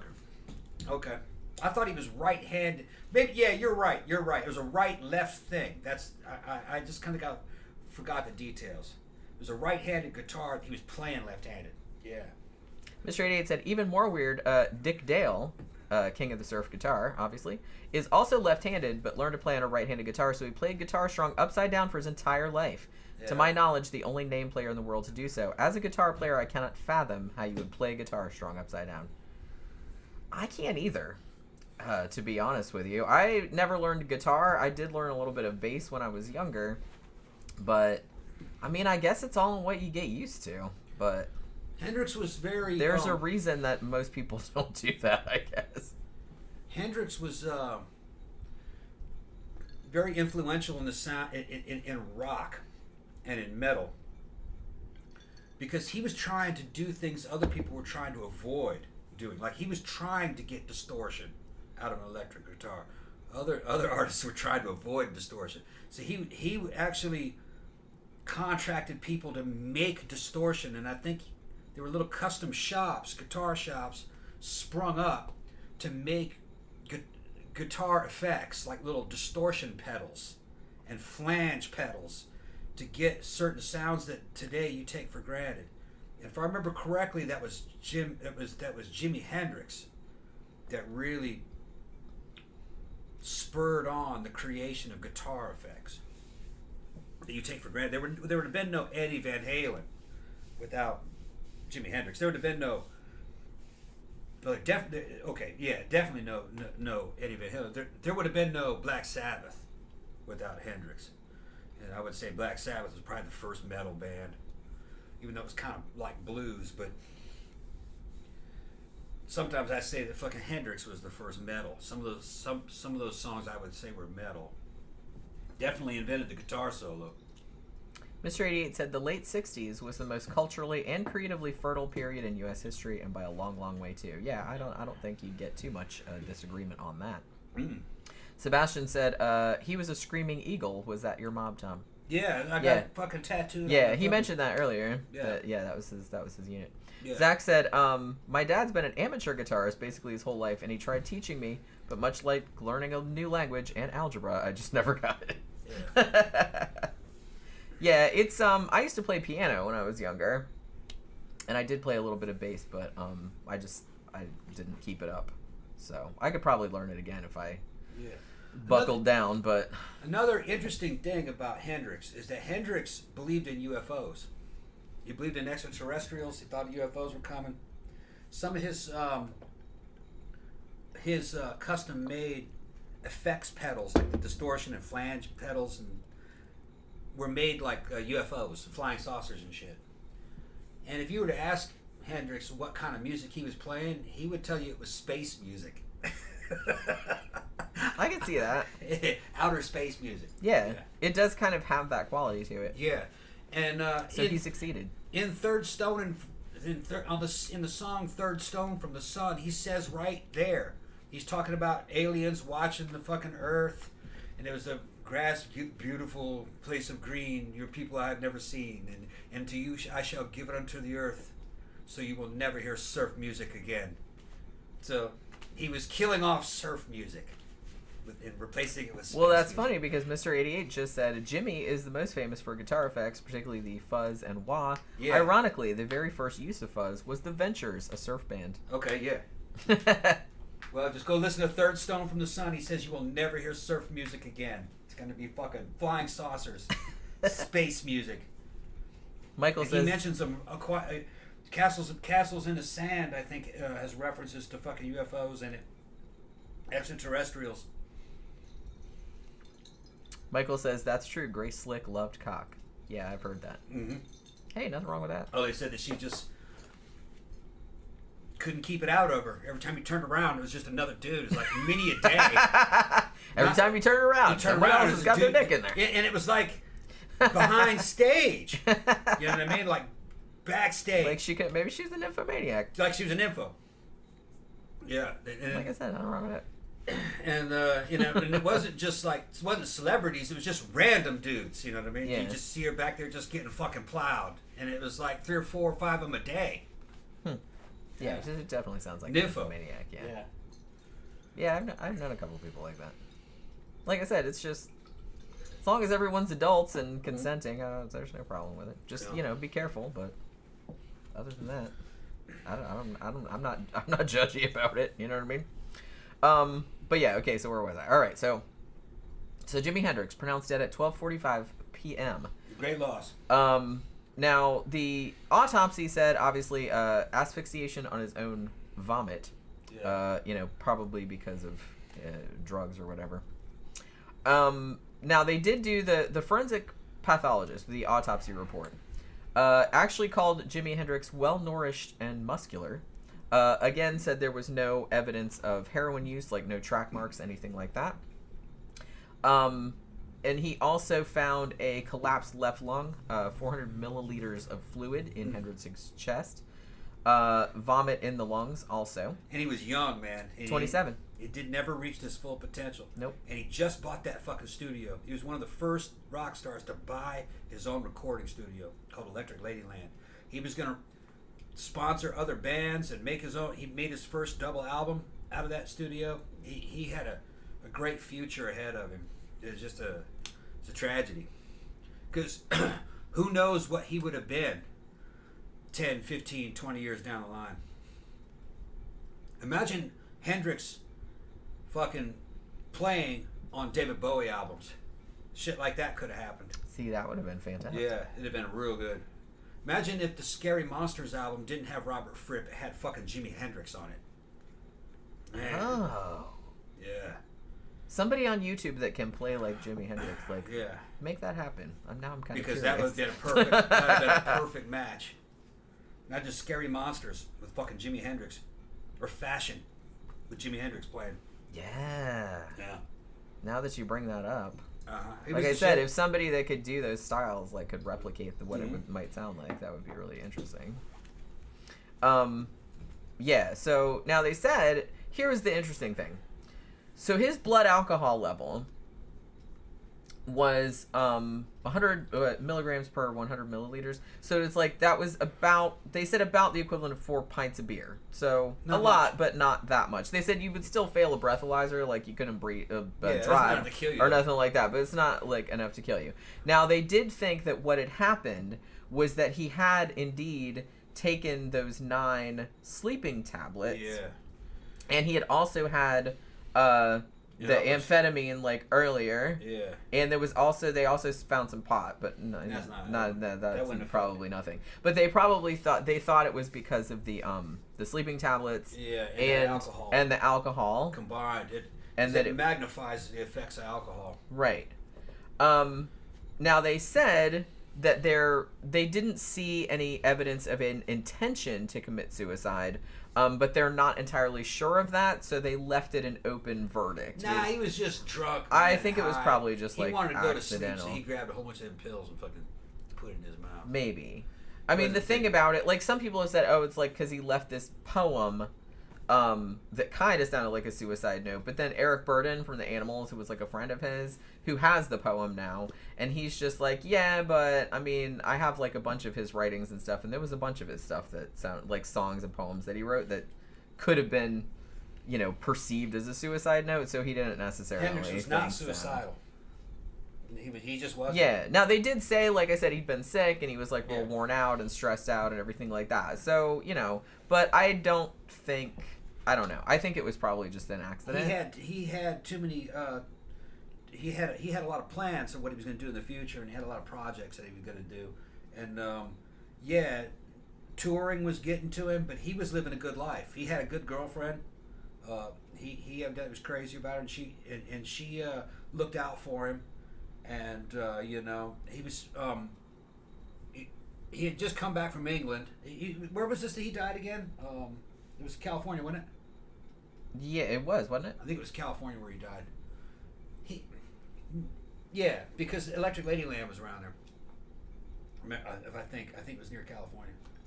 Somebody might want to check on that. I don't remember where the locations of these places where he would go, and I haven't read about him in a long time. I just grew up knowing about these guys. But no, he wasn't. I know, it was London. It was London. London is where it happened? Yeah. Okay. Sorry. Yeah. I had to go back and check because I forgot to. He was dealing with a lot of shit too, because back in the United States, you had, like I said, that whole civil rights thing going on. And black people didn't like his music. They kind of rejected him, and I don't think he liked that. Because it wasn't soul. You know what I mean? And his fans were mostly white, and he was already famous in Europe before Americans even knew about him. So he was kind of more at home in England and in Germany. People loved him there. But that was no reason to kill yourself, though, just because, you know what I mean, you didn't have a fucking black audience. You know what I mean? There's no fucking, I don't remember reading anything that said that he was upset about that. If you were to compare Jimi Hendrix with any more modern artist, maybe for a younger person to compare him to, the best comparison would be Prince. He was kind of like Prince. Prince, he kind of had a universal audience, but if you were to add up the numbers, nah, man, fucking white people made Prince. He had more white fans than anything because they're just more white people. You know, he was extremely popular, and he was like Prince, but he was a little bit ahead of his time. He wasn't sexual like Prince, though. Prince was trying to, you know what I mean? He was a fucking lover boy. Hendrix was just more like tripping you out, fucking spaceman. He was cool. Yeah. He said he was letting his freak flag wave high. He fucking weird fucking British fashion, over the top fucking hippie type. It wasn't even really hippie, it was just 60s fashion. He was real athletic, like they said. He'd fucking dance, fucking jamming out to the guitar. He invented the guitar solo. A lot of the things you saw more modern guitarists do, Hendrix pioneered all that. Even played the damn national anthem on an electric guitar and then set the guitar on fire. And he was patriotic, you know what I mean? He wasn't. Some of the people, you know, like older people, thought he was desecrating the fucking national anthem. No, man, fucking Hendrix was expressing it. You know, he was honoring it. He was doing it his way. I thought it was quite cool. As a matter of fact, it's recorded. You can watch it. Him playing. Yeah, it's famous. It's famous. That's yeah. probably the most famous rendition. Yeah, and his whole fucking act of doing the national anthem on that guitar kind of inspired rock and metal guitarists to do the fucking moves that they were doing during those solos. They basically got that shit from Hendrix. Getting on his knees and shit, you know. Now, you know, other shit came after that, but he was fucking very innovative. Yeah. Very innovative. I think he was more instrumental than people give him credit for. Oh yeah, for sure. Yeah, he was up there with the Rolling Stones and Beatles, easy. Easy. So yeah, so even though it was an open verdict, there have been some other theories because the book I mentioned earlier, which is called Jimi Hendrix: The Final Days, the author of that, it came out in the 90s, by the way. The author of that, Tony Brown, he actually stayed in contact with Monica Danneman for many years until she died in 1996. Like I said, she was found dead in her car in East Sussex. She was 50 years old, and they assume that she killed herself, carbon monoxide. And they assumed that the reason behind it was that she had been having a court battle with another one of Jimi Hendrix's girlfriends, whose name is Kathy Etchingham, and she had lost the case 2 days prior to her being found dead. So one thing that Tony Brown, the author, said was that pretty much every time he talked to Monica Danneman about Jimi Hendrix's final days and about her finding him, like what the events of that day were, details changed like every single time. She basically said, like in some iterations, she said, we went to sleep at 7 in the morning. I woke up at 11. His face was covered with vomit, and he was still breathing. Then she called an ambulance, and he got taken to the hospital. And then she noticed that 10 of her sleeping tablets were missing. That was one statement that she gave. And then she said, like, another version of the story, same kind of thing. They went to sleep at 7. She woke up at 11. Jimmy's face was covered in vomit. Tried to wake him up. Called an ambulance, and he got taken to the hospital. But she went with him in the ambulance to the hospital. Now, the first responders to this absolutely categorically deny this sequence of events. Monica, they said, was not there. They went into the apartment. The door was wide open. And they went in there, and there was nobody there except Jimi Hendrix on the bed, and he was already dead.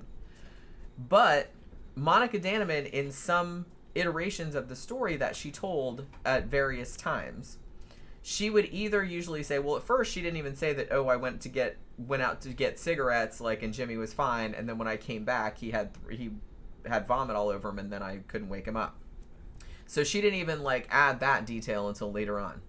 But she kept saying that she woke up at different times, and then she started saying that she went with him in the ambulance to the hospital, and that he was still alive when he was taken to the hospital. And the first responders and the doctors and everything like that said that is absolutely not the case. First responders said, we got there, nobody was there except for him, and he was already dead. Like, the door was open, but she was not there. And then later on, Eric Burden from the Animals said that, yeah, Monica Danneman was with me. She was not, like, so she must have gone to see him, like, as soon as she called because she called the ambulance and got the fuck out. She wasn't there. Yeah, look, man, this girl was probably fucking high. Probably. And beside herself. And fucking panicking. And she's probably got the times all fucked up. She probably fucking ran around like a chicken with her head cut off. I mean, yeah, you would think. I mean, I am willing to give people, like, the benefit of the doubt, because that's, like, your boyfriend, and, you know, finding them dead is, like, really horrible. And she's probably like, man, maybe I contributed to this dude's death and I don't know it. Right. Maybe he took my pills. Maybe I gave him a pill. Maybe I don't, you know what I mean? So she's trying to protect herself. She was probably afraid she was going to get in trouble. Yeah, that's probably what was going on. And this was not a homicide, and it was not a suicide. It was a fucking accident. Stupid amateur-ass accident from a young man in his 20s who thought he was fucking invincible. You know, taking those fucking pills. He didn't respect those pills. But he'd probably done shit like that before. But he was in a moment. I mean, like I said, he'd taken amphetamine earlier on at the party. And then, like, a few hours later, like, he apparently, at least according to her, and that's pretty much matches up with what they found at the autopsy, like, he took way over the recommended dose for these sleeping pills. I was gonna say one thing that I noticed about rock stars and just kind of like people in general, really cutting edge people of the 1960s, they did not have a healthy respect for drugs. They're like, oh, I like that, here, I'll take one. Well, shit, I'll take 10. Well, and they would just take random shit without even, like, people would just, like, give them stuff and be like, okay. Yeah. And they would take combinations of stuff just because. Because it was there. Because it was there. They just didn't, I don't want to say they lacked education, but in a way they did. They kind of, I think those drugs were everywhere, and they lacked the knowledge of what that stuff could do to you in certain dosages and certain combinations. you know. And maybe they'd get away with something a couple times because they were young. But they couldn't get away with that forever. No. Until they eventually would start pushing boundaries. And, nope, the body can't do that. You know, too much of this and too much of that. Like I said, humans are very fragile. Yeah. You know what I mean? It doesn't really take much in a lot of ways to fucking kill us. Like I said, all you gotta do is drink too much and then like fall asleep with your head back like that. And he probably had a pretty good tolerance. I would imagine. Things. He probably took them kind of regularly, but just fucked up that night. Took too much. Yeah. He was probably pushing the boundaries a couple times before and didn't know. You know, they just didn't have drug awareness. Yeah. Like I said, they would just take anything. It's like they didn't really give a shit. Yeah, and they would take shit while they were under the effects of another drug. Yeah, like I said, it's just because it was there and it was everywhere, so they're just kind of like, oh, whatever, this is probably fun too. But it's just kind of like nobody really had any inkling of like what the shit was. You were just taking shit from random ass people. Yeah. It's like you don't know what the fuck was in there. Yeah. And it's just kind of like, and like you said, there's probably because they were young and they'd gotten away with it a lot of times before, so that'll be fine. It'll be fine. But until that time when it's not fine. But yeah, so so there was evidently, because of Monica Daniman's ever-changing stories about what exactly had happened, one of his other girlfriends, Kathy Etchingham, she hired a private investigator like in the early 90s to like go back into his death, and they came up with enough like weird inconsistencies that they actually went to the UK authorities and like requested that the coroner's inquest be reopened. But they, you know, the authorities said, no, we don't really think that will serve anyone's, you know, it just seemed like it was an accidental overdose and that was kind of the end of it. Yeah, that chick was just fucking high and scared. Yeah. However, there is something really weird about this. Is that in 2009, this book came out by a guy who had been a roadie for Jimi Hendrix, whose name was James Tappy Wright. And this book claimed that Jimi Hendrix had been murdered by his manager. According to Tappy, Michael Jeffrey, his manager, said to him, and I quote, "I had to do it, Tappy. You understand, don't you? I had to do it. You know damn well what I'm talking about. I was in London the night of Jimmy's death, and together with some old friends, we went round to Monica's hotel room, got a handful of pills and stuffed them into his mouth, then poured a few bottles of red wine deep into his windpipe. I had to do it. Jimmy was worth much more to be dead than alive. That son of a bitch was going to leave me. If I lost him, I'd lose everything." Sounds like bullshit. Now, one thing about that, though. One, Jimi Hendrix was actually in talks to get rid of his manager, so there's that. Michael Jeffrey also took out a $2 million life insurance policy on Jimi Hendrix not too long before he died, which is always a little suspicious. Did he cash in on it? Well, he might have, but he died like only a few years later. Yeah. Now, another thing, like I said, you know that's not that unusual because those dudes were dying off pretty fucking quick. Yeah.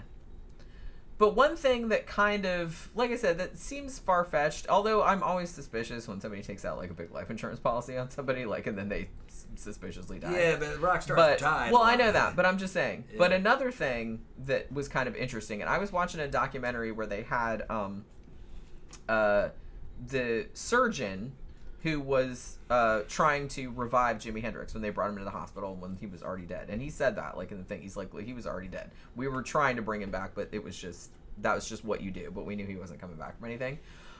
His name's John Bannister. And he said that he's like, the official cause of death is, like, he choked on his own vomit. But he's like, more specifically, he drowned in red wine. Even though there was very little red wine in his blood. You know what I mean? Yeah. He says, and this is a quote from the surgeon, he says, "I recall vividly the very large amounts of red wine that oozed from his stomach and his lungs. And in my opinion, there was no question that Jimi Hendrix had drowned, if not at home, then on his way to the hospital." So he seemed to be implying that he thought, it's like it didn't look like he had drunk that much wine, but that somebody had, like, poured it in his mouth. You know what I mean? Yeah. So, I mean, he didn't say that outright, but that seemed to be what he was implying. Because he just thought it was very strange. Yeah, but he was drinking that night, though. He was, yeah. But not enough to... He's saying not enough to account for the amount of red wine that he saw leaching out of his organs and stuff like that. I think it's unlikely he was murdered. Which, yeah, I'm just saying that, but I'm just saying that's, you know, it's mysteries of rock and roll. So I'm just saying this. I'm not saying I necessarily believe that, but that is a very common rumor about his death. And they think that if that's the case, then maybe his manager had motive to do that. Allegedly. Well, like I said, his manager is... You want some more? He's probably dead, yeah. Is dead. I think he died only 3 years after Jimi Hendrix did. I think. If I'm not mistaken. I think he died in 1973.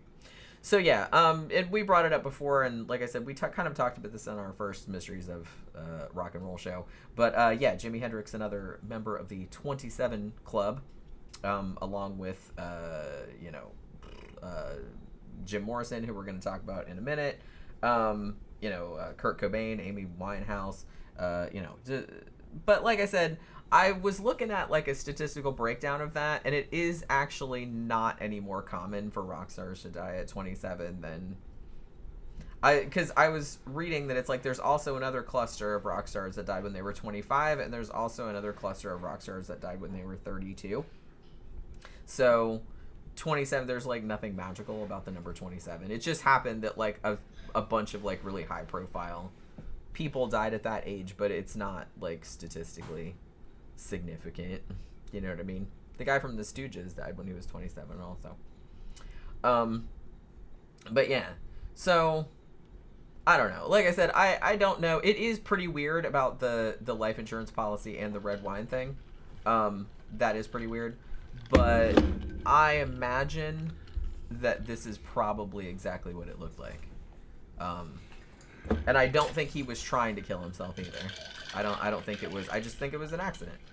You know, he'd been drinking that night. He was on amphetamines. He was kind of tired or worn out or whatever, and he just took too many sleeping pills and shit happened. You know, like I said. No, we didn't talk about Jim Morrison yet.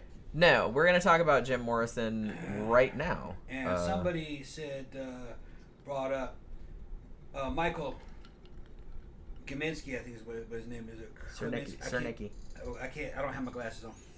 He says Stevie Ray Vaughan fucking smokes Hendrix. All right. I saw Stevie Ray Vaughan Pine Knob Theater in that Couldn't Stand the Weather tour. I think it was 1986, maybe 87. I think it was 86. Man, he was fucking great live. Fantastic show. Yeah, Stevie Ray Vaughan fucking smoked Hendrix, but he came much later, you know. And Stevie Ray had classical guitar training. I mean, he was fucking great, man. He could do anything. He could do fucking Texas blues and fucking Hendrix style fucking guitar action, and he could do Spanish guitar. He could do anything. So it's not quite the same comparison. Jimmy was fucking self-taught pretty much, and was just inventing a whole new way of playing guitars and effects, and you know, he was pioneering. Stevie Ray didn't pioneer. He was perfecting shit that had already happened. Kind of like Joe Satriani, you know, something like that. But so they don't compare. I give it to Stevie Ray Vaughan. And I give it to Jimi Hendrix. And Stevie Ray Vaughan was a huge Hendrix fan. He would do Hendrix covers like Voodoo Child. So Stevie Ray knew the deal. Ben says, Jenny, you realize your glasses are reflecting your lighting rig. Yeah, I know. There's not really a lot that I can do about that. Because I got to wear the glasses or I can't see. American Military 100 said, did you ever cover the odd and bizarre death of Bobby Fuller? Yeah, we talked about that on our first Mysteries of Rock and Roll show, which was way back on episode 69. So I didn't want to repeat it. But yeah, the Bobby Fuller case is like super, super weird. I think that was even on Unsolved Mysteries now that I'm thinking about it. That might have been where I first heard about it when I was a kid. But yeah, so let's talk about Jim Morrison. Now, he died on July 3rd, 1971, also 27 years old, same kind of thing, in Paris. Found dead in a bathtub by his girlfriend, Pamela Corson. They did not do an autopsy because there wasn't anything particularly suspicious about his death. He was in France, and the French police, that wasn't the law. So they didn't bother doing one. So the official cause of death is heart failure. That's what's on the autopsy report. But they did that kind of shit a lot to protect the reputation of celebrities. Yeah. When they died of any kind of drug overdose, they kind of left the drug overdose part out. And went, well, his heart stopped. Okay, that's good enough. Well, I mean... Well, he suffocated. Okay. That's usually how they did it. Zach said, are you guys going to talk... What the fuck? Well, A lot of stuff's like popping up in front of shit and I can't see anything. Okay. Zach said, are you guys going to talk about Sinead O'Connor on here? By the way, she'd make a good show topic, I think. Yeah, maybe we should. Maybe we should one of these days. High Desert said, did they ever reveal what Sinead died of? Yeah, did they? I don't know. Yeah, Ben said if your doctor signed off on it, you could bury them without an autopsy. Yeah. I mean, technically, any death is heart failure. Yeah. Isn't it? Yeah. I mean, really. Basically. As soon as his heart stops, you're dead. But yeah, they're pretty sure they know what it is. But they're still. I think the thing about Jim Morrison was not so much they think he was murdered, but that he didn't necessarily die in that apartment. Yeah. Which is what we're going to talk about in a minute. I don't believe he did either. But well, like I said, it's not as out there. The theory that it's not as out there, because he still kind of died the same way. He just didn't die like in the way that they thought that he did. They changed the location of death. Yeah, that's all it was. So as we mentioned before, Jim Morrison, the Doors actually got quite famous quite quickly, it seemed like, because they formed in 1965, and then by the time 1967 rolled, they were like world famous pretty much. But as soon as they got world famous, Jim Morrison, they said, well, he'd always liked drinking. Yeah. But the thing about Jim Morrison was that he wasn't real comfortable with the rock god thing.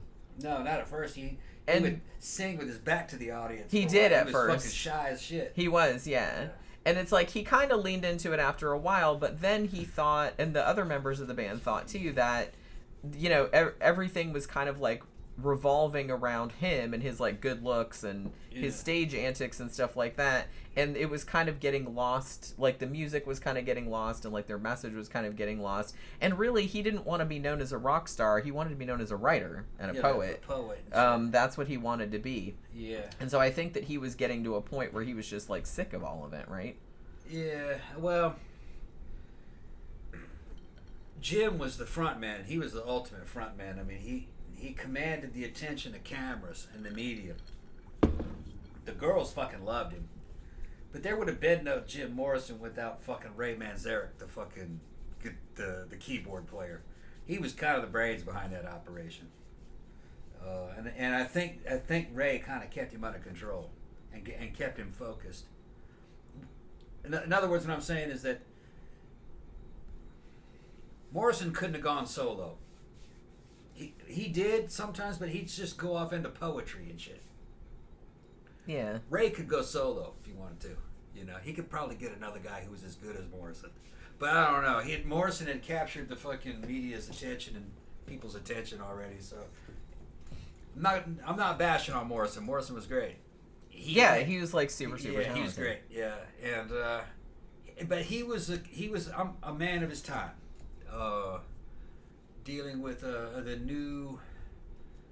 new job of being a rock star. There weren't many other rock stars. This shit was new. And it was, like I said, it was the social media of the time. So nobody knew what the roles were. And he was making rules and breaking them. He did crazy shit. He'd cause fucking riots at his fucking concerts. Everybody taking their clothes off. Take his clothes off. He'd fucking get arrested on stage. The band would get pissed off because it was all just about him fucking acting crazy, and they weren't able to fucking complete a show sometimes because the police would shut the fucking show down and arrest him. So he eventually got to where he was kind of uncontrollable. And the band kind of broke up for a long time. Yeah, and I mean, they didn't want to have to deal with his shenanigans. Yeah, they didn't want to deal with each other too. Well, they didn't want to deal with him. But then they do shit in the studio and release fucking great singles like fucking Light My Fire. What's it? I think it's just called Come On, isn't it? What? That song. Come on, baby, light my Light fire. My Fire. Yeah. They actually wrote that when they were pretty much broke up. I think that whole album was made when they were broke up. Well, the last one they did before they broke up was L.A. Woman. Yeah. That was they recorded. I think that might be on that. I thought Light My Fire was was way earlier. I thought that was one of their first ones. I think it was one of their later ones. It was commercial as shit for the time. I mean, it was on. They were selling it as commercials too. I mean, and you have to think too that it's like they were from that California scene. Yeah. And California scene at that time was pretty much like kind of all surf music. Mm-hmm. So they were kind of coming out with this sort of like epic, grungy kind of bluesy, dirty.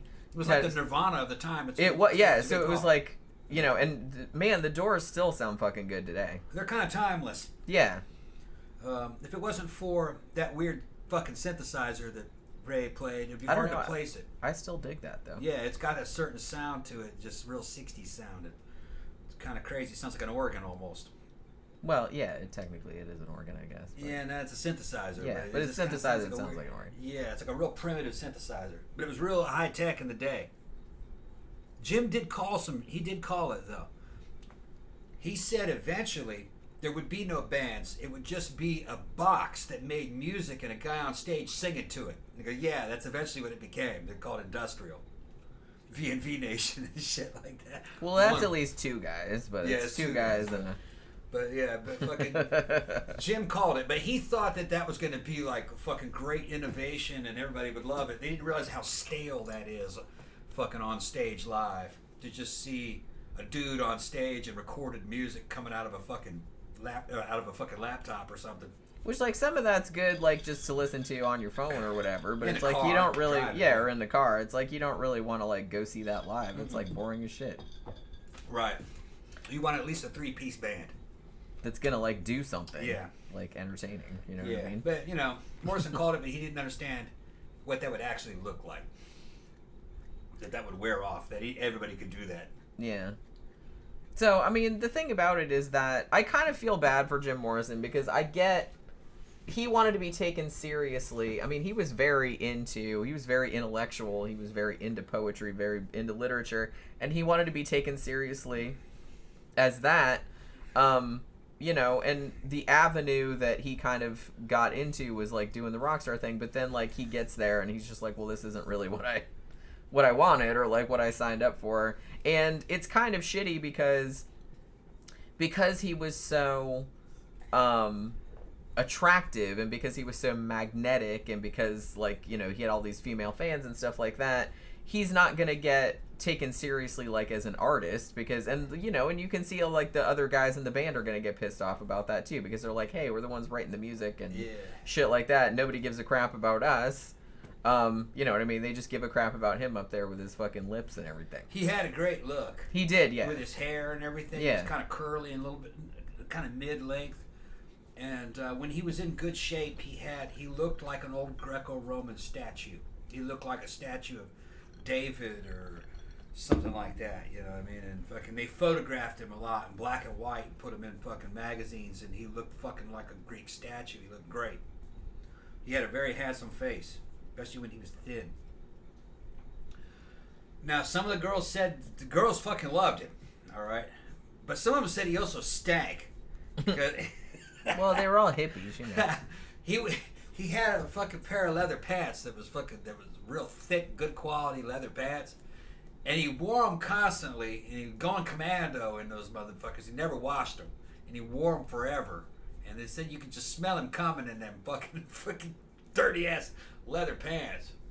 You'd think he'd at least sponge them out every now and then. Them pants must have hurt. Fucking burning all the bacteria. I don't know. Leather wears pretty well against the skin, though, so I don't think they were lined. So, yeah, maybe. But evidently, you can smell it. Now, that might have just been a rumor some girls said, but yeah, that might have been just somebody that like he rejected, and then she made a. I think his girlfriend said like that. Really? His girlfriend said fucking complaining, that it's tell like, him to fucking take them fucking pants up and wash those fucking pants. Damn hippies. All the patchouli oil in the world isn't gonna fix that. Yeah, it was before patchouli. Yeah.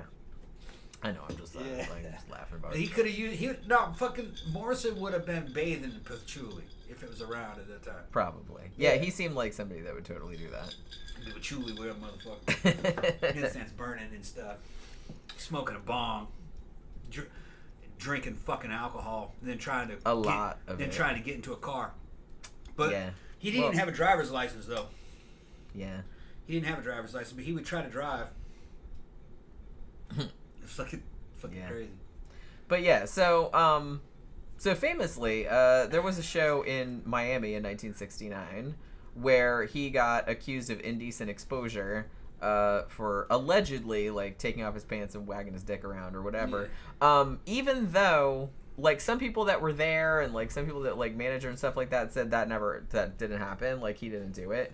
But he also got in trouble for just like swearing on stage because you couldn't do that back then. You could get. Yeah. Isn't that fucked up? In some states. Yeah. Well, it was Florida. I'm pretty sure. Yeah. But it would have been like indecency or something or vulgarity or some shit. Like I was like, you could have been a fine. That's dumb. Yeah. They'd have hauled you down to the fucking police station, make you pay a fine. Right. So, but yeah, like so he was actually like kind of in trouble for that. Like, and he was gonna have a trial, and you know he was out on bail, but whatever. You know, he even got like the indecent exposure charge. I think he got 6 months for that, which is so. But he was free on bond while he was appealing it. But whatever. Breeze is getting fucking turned on. What's turning you on? Bryce versa. Bryce, yeah. Bryce versa. I can't really see it. Ben said a guy visiting Japan got stopped by the police and cautioned because he'd only had a singlet on. He'd been at the beach instead of a proper shirt. That's funny. So I was like, I can't imagine a situation where you would just say, fuck this on stage and like the cops would come and I'm like, don't you guys have any like real crimes to investigate? I guess not. I mean, they had crime back then. But yeah, so he's in trouble for that. Like I said, he'd been drinking like more and more because he was getting like real disillusioned with this whole rock star thing. Like the band was kind of getting sick of his shenanigans. They did their last show. They didn't know it was their last show when they did it, obviously. But this was December 12th of 1970, and that was in New Orleans.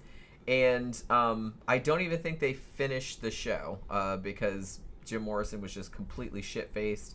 And he took the mic stand and just like punched a fucking hole in the floor of the stage or whatever, and then just like fucking stalked off. So I don't even think they finished the shit.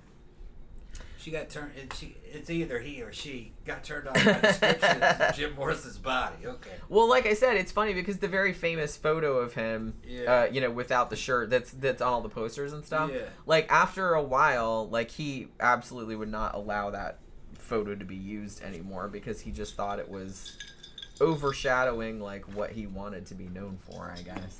But now there's like now everybody has that poster in their fucking dorm room, where they used to. I kind of feel like everybody had that fucking poster in their unfortunately you cannot a man cannot maintain that kind of fucking physique once you get into your 30s. Fucking you have no choice. You can't remain that lean as the body's natural testosterone levels start to decline. You start putting on weight. So your only way of having a nice figure as you start to age as guys, you got to pack on muscle. See, it's the only way. And I've looked at the science, and that's what happened to Jim. Jim got fat, but man, when he was skinny, he looked fucking great. Some skeletal layouts look good thin, other ones don't. Just depends on how tall you are and what your shoulders like, the certain proportions and stuff. But I'm into physique, male and female physique, bodybuilding and shit. So it's not all just about muscles. There's a bunch of different kind of looks. I mean, there are fat girls that can hold fat. They look fucking great. Instagram models, she's fat. Looks attractive though. But it's genes, it's genetics, and what kind of skeleton that is, and where the fat's going, and can the fucking skin support it. So there isn't just one kind of beauty. There's a lot of them. Depends on. It's just like flavors of ice cream. It's all ice cream. It's all pretty good. It's all good. As long as it's what it's supposed to be, you know what I mean? As long as it's not mixing ice creams that don't mix, you know. But if it's an approved flavor of ice cream, it's all right. An approved flavor. Yeah. But Jim looked good then. High Desert said, "Look what happened to Axl Rose." Yeah, last time I saw Axl Rose, man, he looks like... Yeah. Oh, fuck, man. He looks bad. Yeah. He looks bad. I don't even know. I'm not a Guns N' Roses fan, so I don't even know, like, what the fuck that... I'm imagining it's alcohol and drugs, but... And ho-hos. Yeah. Maybe.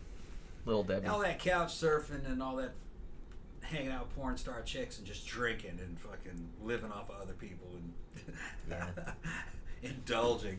Yeah. So yeah. So around this time, like I said, the band is not doing well. They played their last gig, which they didn't know was their last gig at that point.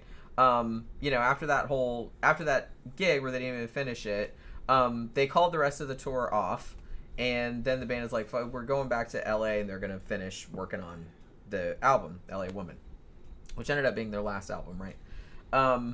So once that was done, Jim Morrison said, I really need to get the fuck out of here. So him and his girlfriend, Pamela Corson, moved to Paris in March of 1971.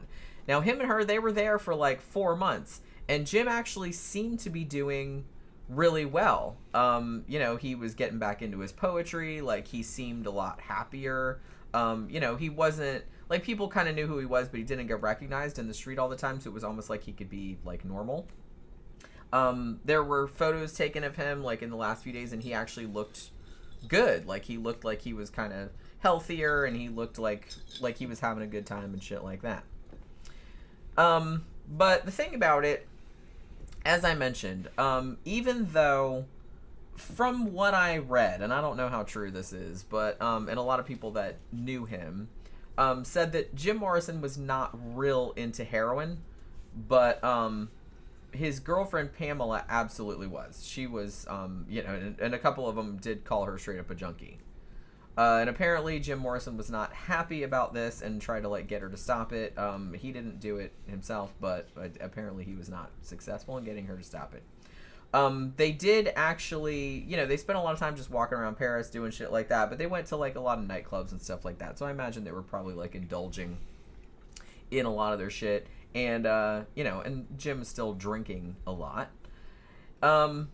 So the thing about it is that on the day before he died, he was actually hanging out in Paris with a friend of his. And the friend said that a few times he had, kind of, like, stumbled, like, while he was walking upstairs, he was like he couldn't catch his breath, you know what I mean? And he would have like a coughing fit, and like some blood would come up.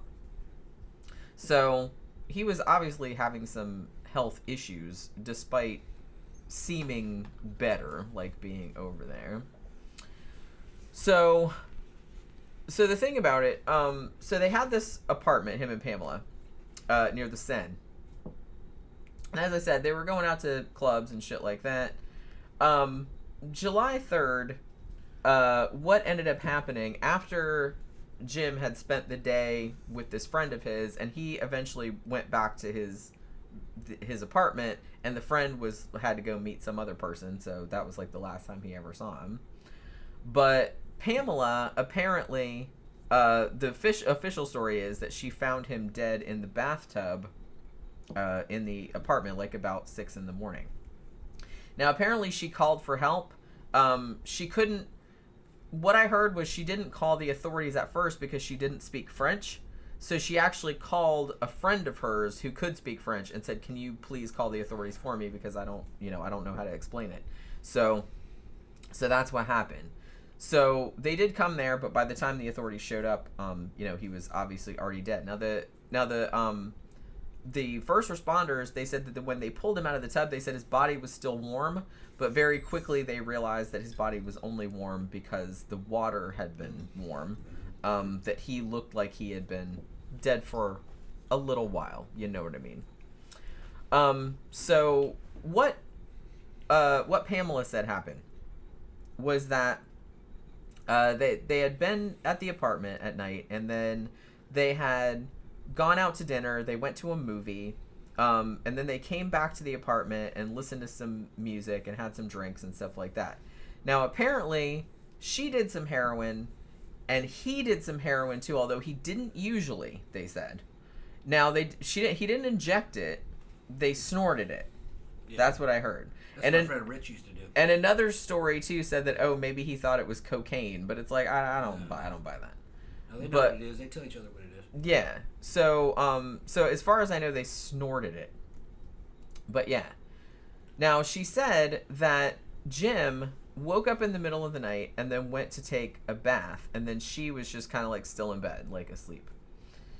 And then when she woke up in the morning, like, because she woke up and he wasn't there, and she was like, what the fuck? And so she went in there and she found him in the tub. And that, I don't know if she realized he was dead, because like I said, he was still warm. But yeah, so they didn't do an autopsy, and because there wasn't really anything other than him being really young. There wasn't anything super suspicious. Like, it didn't look like he'd been murdered or anything like that. It just kind of looked like an accident, like an overdose or something like that. And he'd, like I said, been having a couple of health problems, like, prior to that. Now, in recent times, though, and this is something that you referred to earlier. Yeah. Some people that were in Paris at the time have come forward and said, well, that's not exactly what happened. In 2007, there's a guy named Sam Bennett who worked for the New York Times for a while, but he actually used to manage the Rock and Roll Circus Club in Paris, where Jim and Pamela would go sometimes. And he came forward and said that Jim Morrison actually died in the bathroom, like in a stall at that club. That's what I heard. It wasn't a club, though. It was like a bar. Yeah. Right? Well, you know what I mean. And it was up the street from him. Yeah, it was like local. within walking distance. Yeah. Like they said they went there all the time. They went there all the time. Yeah, I heard the same thing. This was put together from people that knew that French scene. French people that knew there was a little bar that was up the street from where they lived. That was a fucking... Let's just call it like a hive of junkies or something. It was a bar. It sold liquor. But all the dealers hung out there. And they dealt everything. It wasn't just heroin, but heroin was one of the main things. And Jim and his girlfriend were regulars there and had all their friends there. And it was evidently like a cool place. It was a place where a celebrity like Jim Morrison could go and nobody bother him, you know what I mean? He was just like part of the scene. And they were regulars there. So go ahead. That's what a lot of the people there said. Yeah, it was right down the street from the apartment, so they were there all the time. He said, and yeah, he was usually there with her. They said on that particular night, the guy that Sam Burnett, I think I said, the guy that wrote the book, he said that that night he actually saw Jim Morrison meeting with two dudes who he knew were drug dealers. Yeah. And then around 2 a.m, like, he went to the bathroom. Yeah. And then when he didn't come back out, the manager told a bouncer to go kick the door down to see what was going on. They knew something was wrong. And they said that they found him unconscious in there. And they said that there was a doctor who was like a regular at the place. And he went and got him and said, hey, come back here and check this out. And the doctor came back and said, yeah, he's dead. Yeah, now the guy that owned the club, the bouncers and everything, they all knew who Jim was. They all knew what was going on. They didn't. No one ever said that the bar owners got any drug money out of this. It's just they knew who the clientele were. So it was a safe place for these users to go hang out and socialize and use drugs in there. So it was evidently real common to get high. But so this all matches up with the story that I heard from an online source that I was researching years back about this, how Jim Morrison actually died. So this isn't. I guess this story's been around for a while. It sounds very, very plausible. Well, like I said, this came out in Very 2007. Okay. Like, because the guy that allegedly that managed the club came out with this story in 2007 and said that he actually died in that bathroom. Then our sources match up. It's the same source. I saw a video interview with the guy. But he said they found him in the bathroom. The doctor said he was already dead. It said he had some blood and foam on his nose, and the doctor said that's probably a heroin overdose.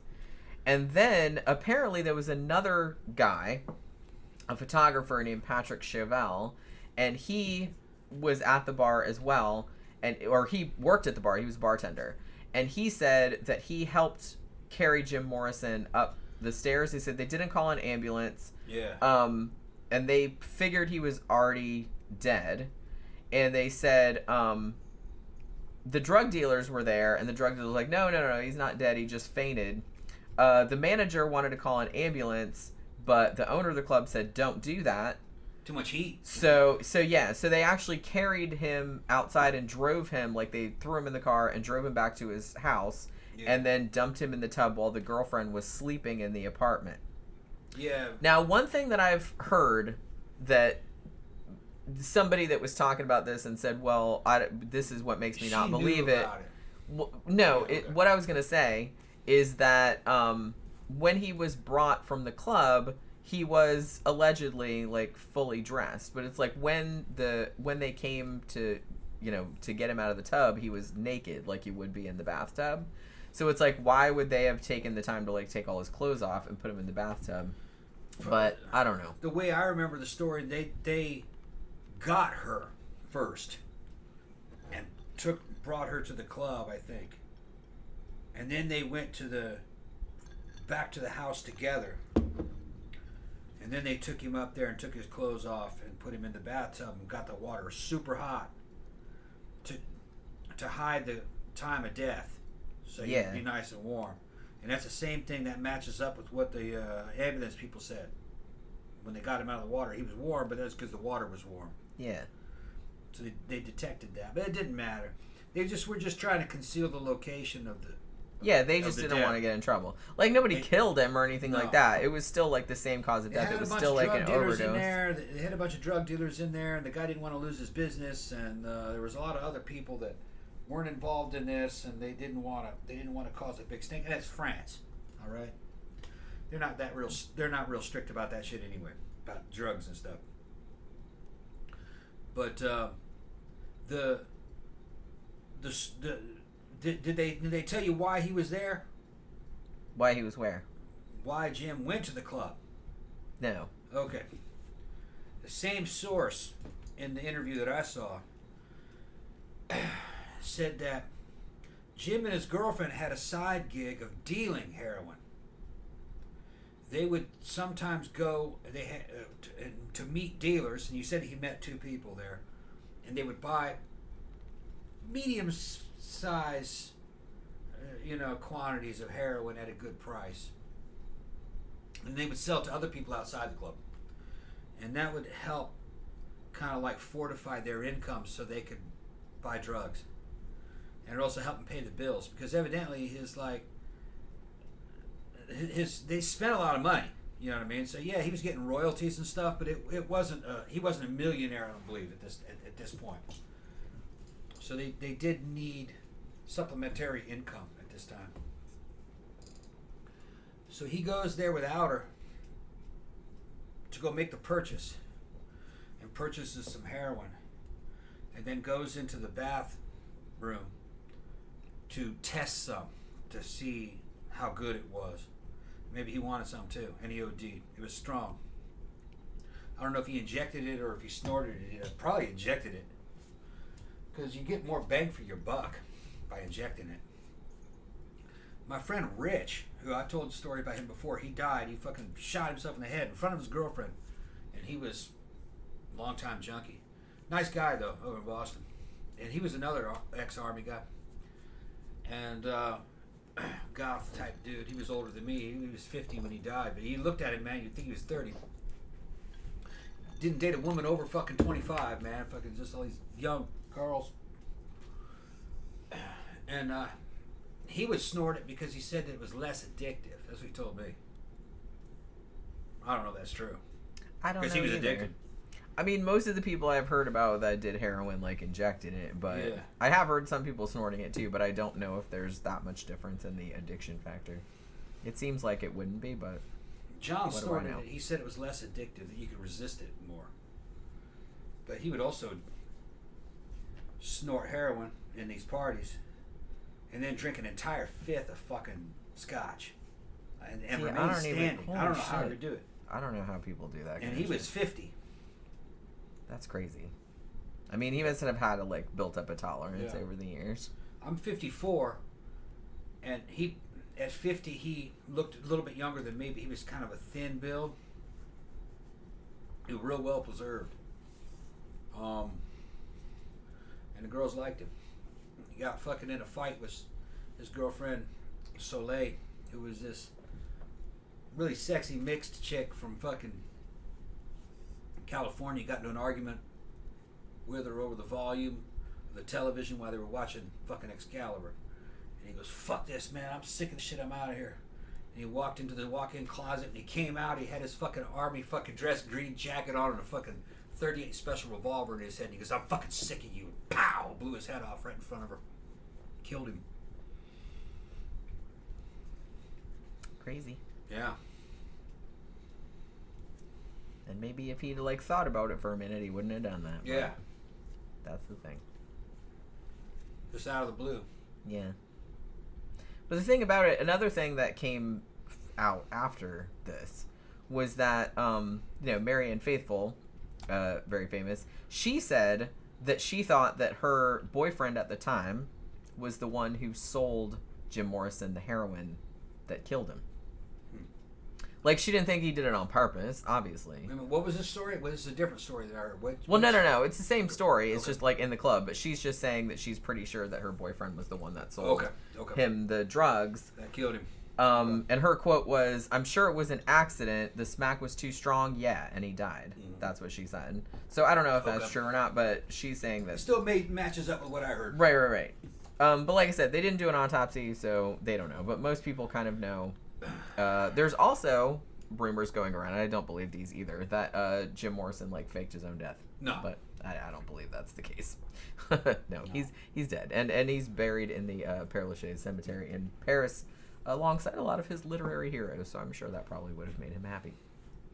All right, so we got a couple more little short ones Okay. before, like short-ish ones. Now this one, there's not a lot of information about this one, but I thought this was interesting, so I wanted to kind of like add this one. So this happened in 1987, and this was Gary Driscoll. Now Gary Driscoll might not be like a household name, obviously, the way Jimi Hendrix and Jim Morrison are, but he was like an R&B style drummer who was actually in a bunch of bands from like starting in the 1960s. Now he first got into the you'll appreciate this, I think, but he joined a band called The Prophets in June 1965 with, guess who? Ronnie James Dio. Huh, yeah. Yeah. Good so old that Ronnie. yeah, Died of cancer not too long ago. right. Motherfucker was 5'3", sounded like he was 6'4". Motherfucker could sing. Yeah.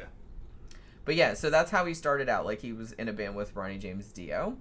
And then that band eventually became the Electric Elves. Then they were called the Elves, and then they were just called Elf Yeah. in 1969. Yeah, because Ronnie looked like a fucking elf. Probably, yeah. a little Italian looking elf. So they eventually made 3 studio albums, which were produced by Roger Glover from Deep Purple, who was the guy that discovered them. Yeah.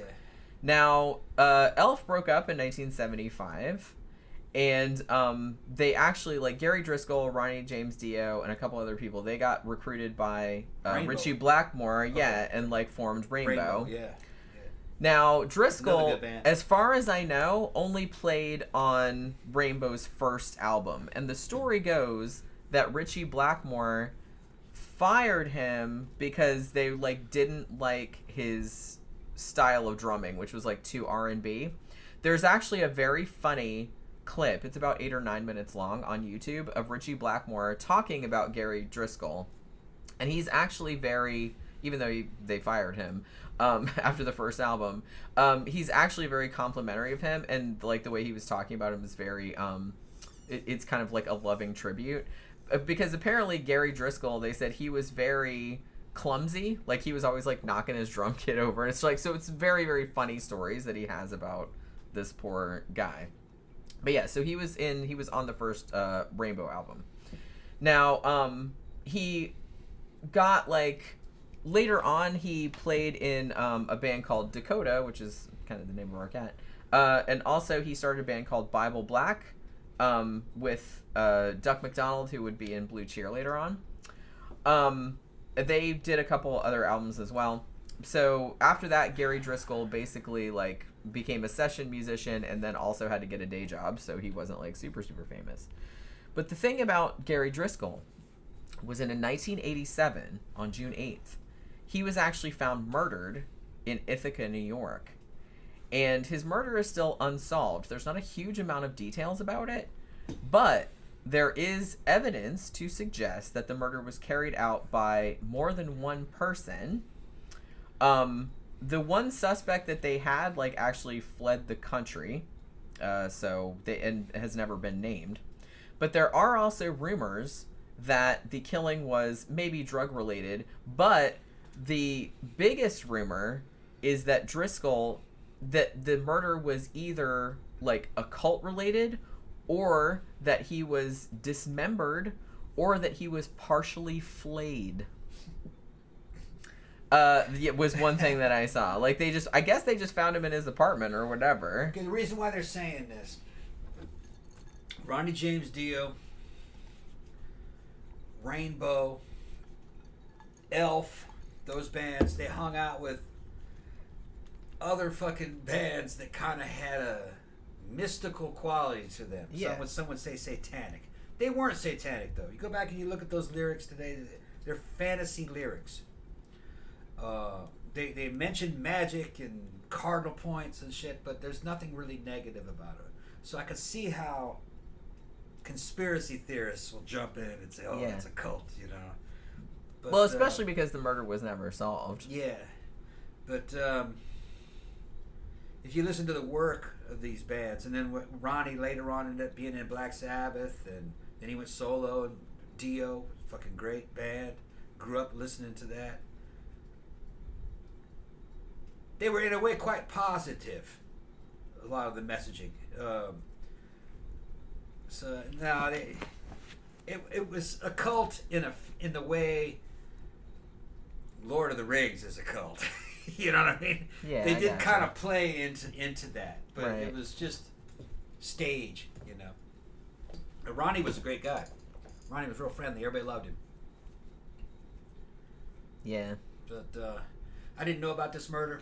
So There's really not a lot of information about it, which Yeah. I was kind of frustrated because I was looking for stuff to talk about, and I kind of came across this, like, on some blog post somewhere. I'm like, wow, that's weird. Yeah. And so, like, then I went, like, looking for all this other information, and there really isn't much. Yeah, I never heard of it. So apparently, like, I looked for old newspaper reports and stuff Well- like that, and it's like there's hardly any details Well, what about was the it. cause of death? That's another thing. Like, they There couldn't was really. a- I mean, I'm assuming stabbed, but I don't know. I don't know though. Probably, I'm guarantee you, it was not occult related. It was something. Probably not, because that's some- usually exaggerated. It's Like, I'm not saying that never happens. It does occasionally, but most of the It's time. not what the deal was here. Most of the Probably time something that's- really mundane, like a fight over a woman. Maybe somebody's girlfriend was taking a liking to this guy, and the boyfriend fucking got into an argument, and the next thing you know, it built up to a fight, and dude got stabbed and died. It might have been something just that dumb. Because most of the time it's something dumb. Well, yeah. When dudes It's- fight, it's almost yeah, always it's gonna be something dumb.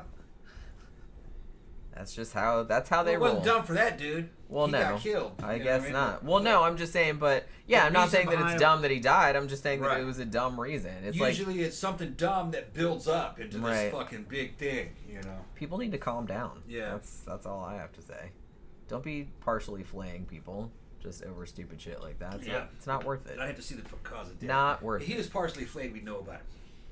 That's what I mean. It's like I kept seeing that come up on stuff, and I'm just kind of like, I want to see the police report on this, but I couldn't Yeah. find it.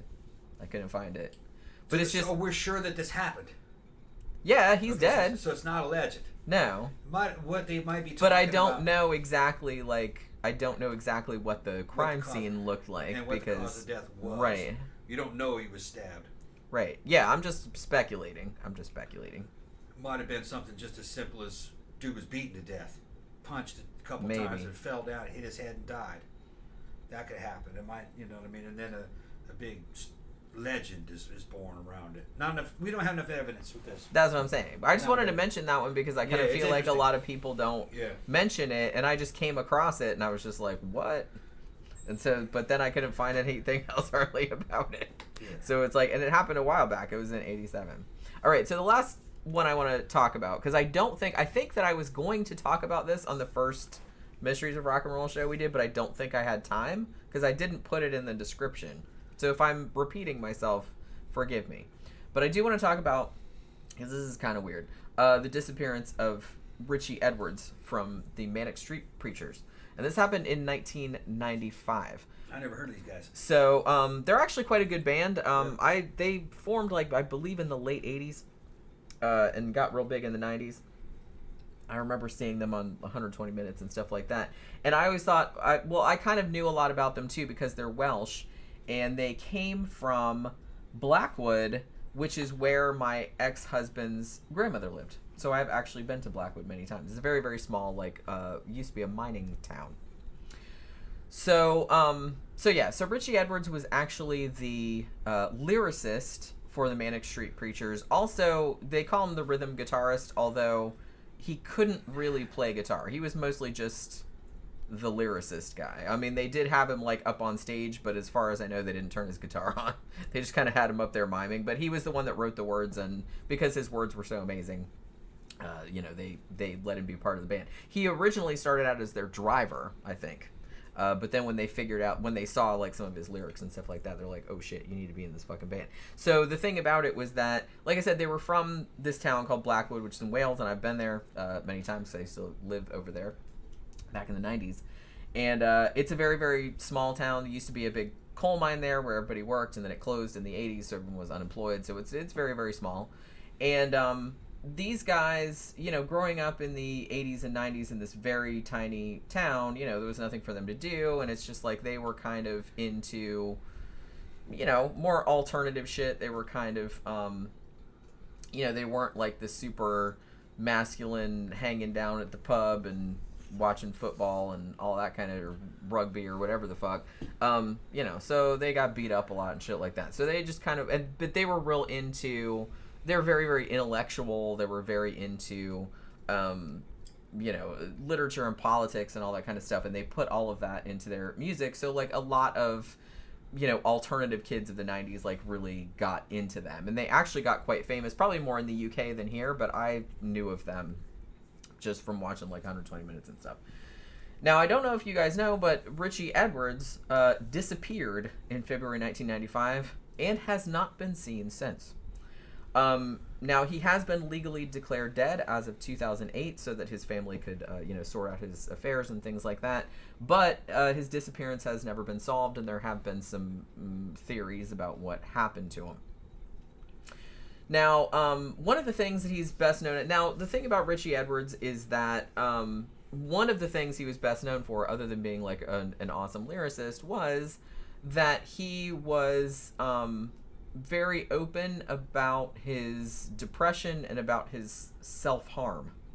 One of the most famous incidents, and this is pretty much always brought up if you talk about the Manic Street Preachers, is that in 1991 there was an interview with a guy from the NME whose name was Steve Lamacq, and Steve Lamacq was kind of giving them shit about being posers, or plastic punks, or whatever they used to call them. Yeah, Green Day plastic punks. Yeah, and shit like that. So, although I gotta say, the Green Day got the fucking thumbs up. They got the go ahead by fucking John Lydon. Johnny Rotten said they were a great band.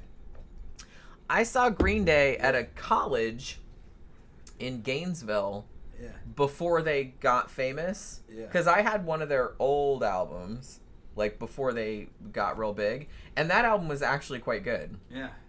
John Lydon was impressed. He thought they were a great band.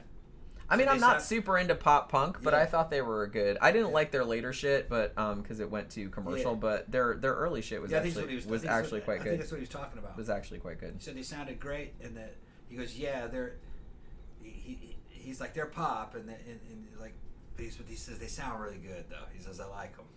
So yeah, well, like I said, I had their like one of their. It was either their first album. Was that, I guess, their first album? I can't even remember what it was called now, but it was like before they got famous, and it's actually quite good. I actually quite liked it, and I actually saw them like on a college campus, like before they got famous too. I used to like the White Stripes too. Yeah, the White Stripes are actually quite good. Yeah, quite good. But yeah, so they got accused of being. It's like, oh, I don't really believe you guys are just posers. You don't really believe all this shit that you say in your songs, and it's like you're not that deep and all this other kind of shit. Remember Interpol? Yeah, they were good too. Yeah, I like. I got to go back and revisit Interpol. Yeah. They were but from yeah, around that time. Yeah, but so this journalist, the NME guy, he just kept fucking with them and kind of just saying, it's like, you guys aren't for real. You guys aren't for real. So apparently Richey Edwards is like, hey, come back here, like backstage or whatever, into this back room for a minute, and he took a razor blade that he had from somewhere and carved for real in his arm, like quite deeply, like so deeply that he needed 18 stitches. Damn. Just to show that he was serious, because he was mad that he wasn't being taken seriously. And apparently, like, the journalist just sitting there going, oh shit, like, you know what I mean? Like, and it was this big deal. And they actually, like, the NME, like, they took all these pictures of it, and there was this big, because I was listening to a documentary about it, and they had some audio of, like, all the people that worked at the NME, like, arguing over whether they should print the photos or not, because they were so gross. Right. Like, they were so disgusting. Because, I mean, he really fucking went in there. He wasn't fucking around. And they eventually did print them. And they're pretty nasty. But yeah, so that was kind of like a big... But he was very open about his self-harm. And this was kind of like a double-edged sword, I guess, because I think in the 90s, like, nobody was really... Like, nowadays, everybody knows about that. But back in the 90s, it wasn't really talked about all that much. And I think he was kind of the first sort of high-profile person to talk about that openly, and so like I think a lot of fans sort of related to that. On the other hand, the way he talked about it, because he was quite intelligent and quite articulate, and the way he talked about it almost sounded like he was justifying a little bit. And when he says it, it sounds kind of reasonable, because he's like, look, where I grew up, you know, dudes would get mad and they would like punch their wives or whatever, and it's just kind of like, I would rather, like, if I get mad and I have to do violence, I would rather not do it against, like, an innocent person, like, take it out on somebody else. I'll just take it out on myself. Which, like I said, I see where he's coming from, you know what I mean? Like, it's not great because, you know, you say that to, like, impressionable teenagers that are, like, listening to your music. They're like, oh, absolutely, I'm gonna cut myself up, too. But, you know what I mean? But I get where he's coming from. So, obviously, he had some mental health issues, but he was like quite open with them, but everyone kind of knew about that. So that was one thing that they were kind of known for. And he'd actually spent time at the Priory Clinic in London, although according to his bandmates, it didn't really, he was in there for a while, but it didn't really seem to help him. So in November of 1994, he actually went out on tour with the Manic Street Preachers, and they were actually on the cusp of because they got quite big, like I said, particularly in the UK, and they were going to tour the US and they were gonna leave like on last day of January or first day of February of 1995.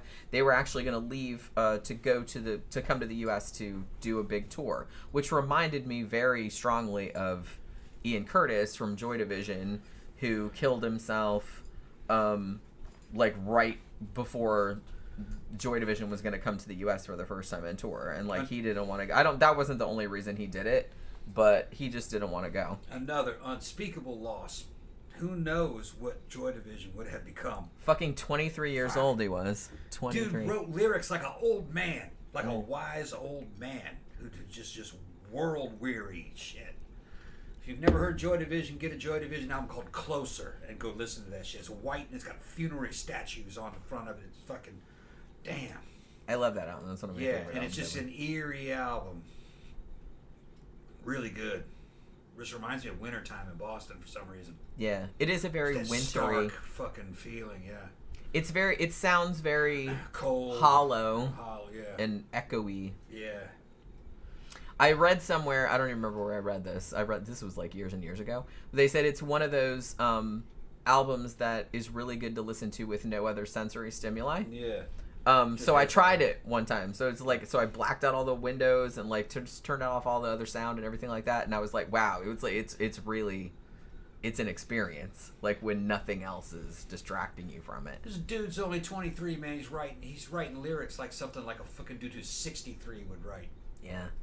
Who's been through a lot of shit. Which is crazy because everybody that, you know, the dudes in the band, obviously that went on to become like, you know, Barney and Hooky and them that went on to become New Order. They were just like, he was just like a regular bloke. Yeah. You know, he wasn't like all deep or anything like that, but he did. Yeah. Good imagery in him. Yeah. But yeah, so I kind of felt like this was a similar kind of situation because that was the same thing that Ian Curtis did. Ian Curtis hanged himself actually in 1980. But Richey Edwards, so they were going to, it was literally the day before, like the day that they were supposed to fly to the U.S., right? So, and Richey Edwards also was 27 at the time that he disappeared. So on February 1st, 1995, he was supposed to show up at the airport, like along with the other band members, because they were going to fly to the U.S. for the tour. Richey Edwards, however, did not show up. So they didn't think too much about it at the time. They're just like, oh, well, maybe he just overslept or whatever. It's like, we're going to fly and maybe he'll come later. However, when they started like kind of asking around, like nobody seems to know where Richey Edwards is. You know, they're like, you know, maybe he'll come the next day, but he didn't show up. So then everybody kind of got worried and then they started doing an investigation. Now, when they started looking into it, they discovered that Richey Edwards, they looked into his bank records and it showed that he had been withdrawing £200 every day from his bank account in the 2 weeks leading up to the day of his disappearance. Now, at that time, in 1995, £200 was the maximum you could take out of an ATM, like in a day. So he was doing that every day. Now, they don't really know if that was because he was getting cash to come to the United States, like he was saving it up, or if he was going to buy drugs with it, or they didn't know. But they just thought that was really weird that he'd spent like the 2 weeks up to the disappearance taking out £200 a day. What was he cleaning his account out? I don't know how much was in his account at the time. They said that by the time of his disappearance, he would have had at that time £2,800, which in today's American currency would be about $7,000. So that's how much he would have had when he disappeared. Now, so they didn't know where he was. The last confirmed sighting of him, apparently, was when he checked out of the hotel at 7 a.m. on the morning of February 1st. Like, he was supposed to check out of the hotel and then go to the airport. They were supposed to come over here. Now, in the hotel room, though, like, he checked out of the hotel, but in his hotel room, he left a packed suitcase behind. He left it in there. He did take his wallet and his passport and other stuff. But after that, they're not sure if he was ever seen again. Now, there was a couple of sightings of him, allegedly, in the days following the disappearance. Apparently, there was one guy who was a fan, and he actually didn't know that Richey Edwards had been reported missing. He said that he saw Richey Edwards at the bus station in Newport, which I've been to many, many times, in Wales. So the two of them like had a conversation, like, because apparently they had a girl they both knew or something like that. So they were both like asking about her, and this fan apparently didn't note anything unusual, like didn't see any unusual behavior or anything like that. No one's sure if this is true or anything, or if the dude just made it up or whatever, but that was like a sighting. On the 7th of February, which was about a week after his disappearance, a taxi driver in Newport, he kind of went to the authorities and said that he had picked up someone that he was pretty sure was Richey Edwards, and he drove him around Newport, and then he drove him past his old house, like where he grew up in Blackwood in Wales. Where he would have grown up. Richey grew up. Yeah.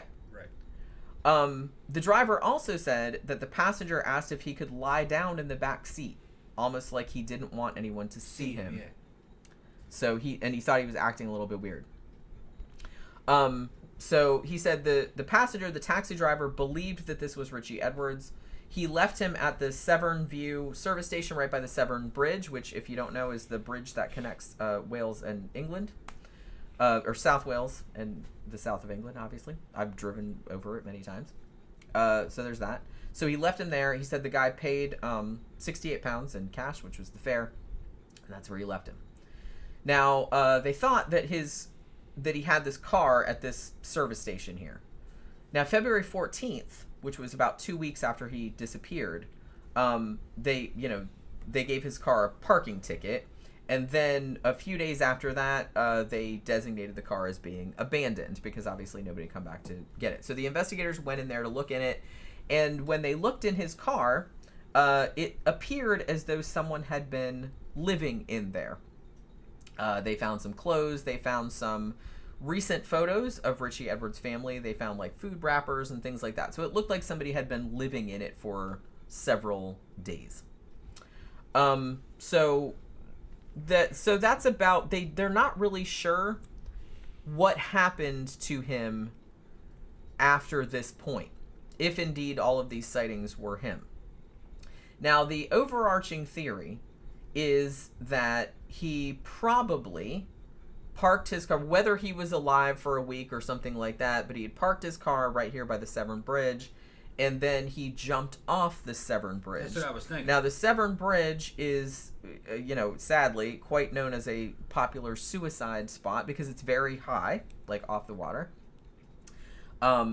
So some people, now I will note that his body has never been found. And the Severn River was searched quite extensively.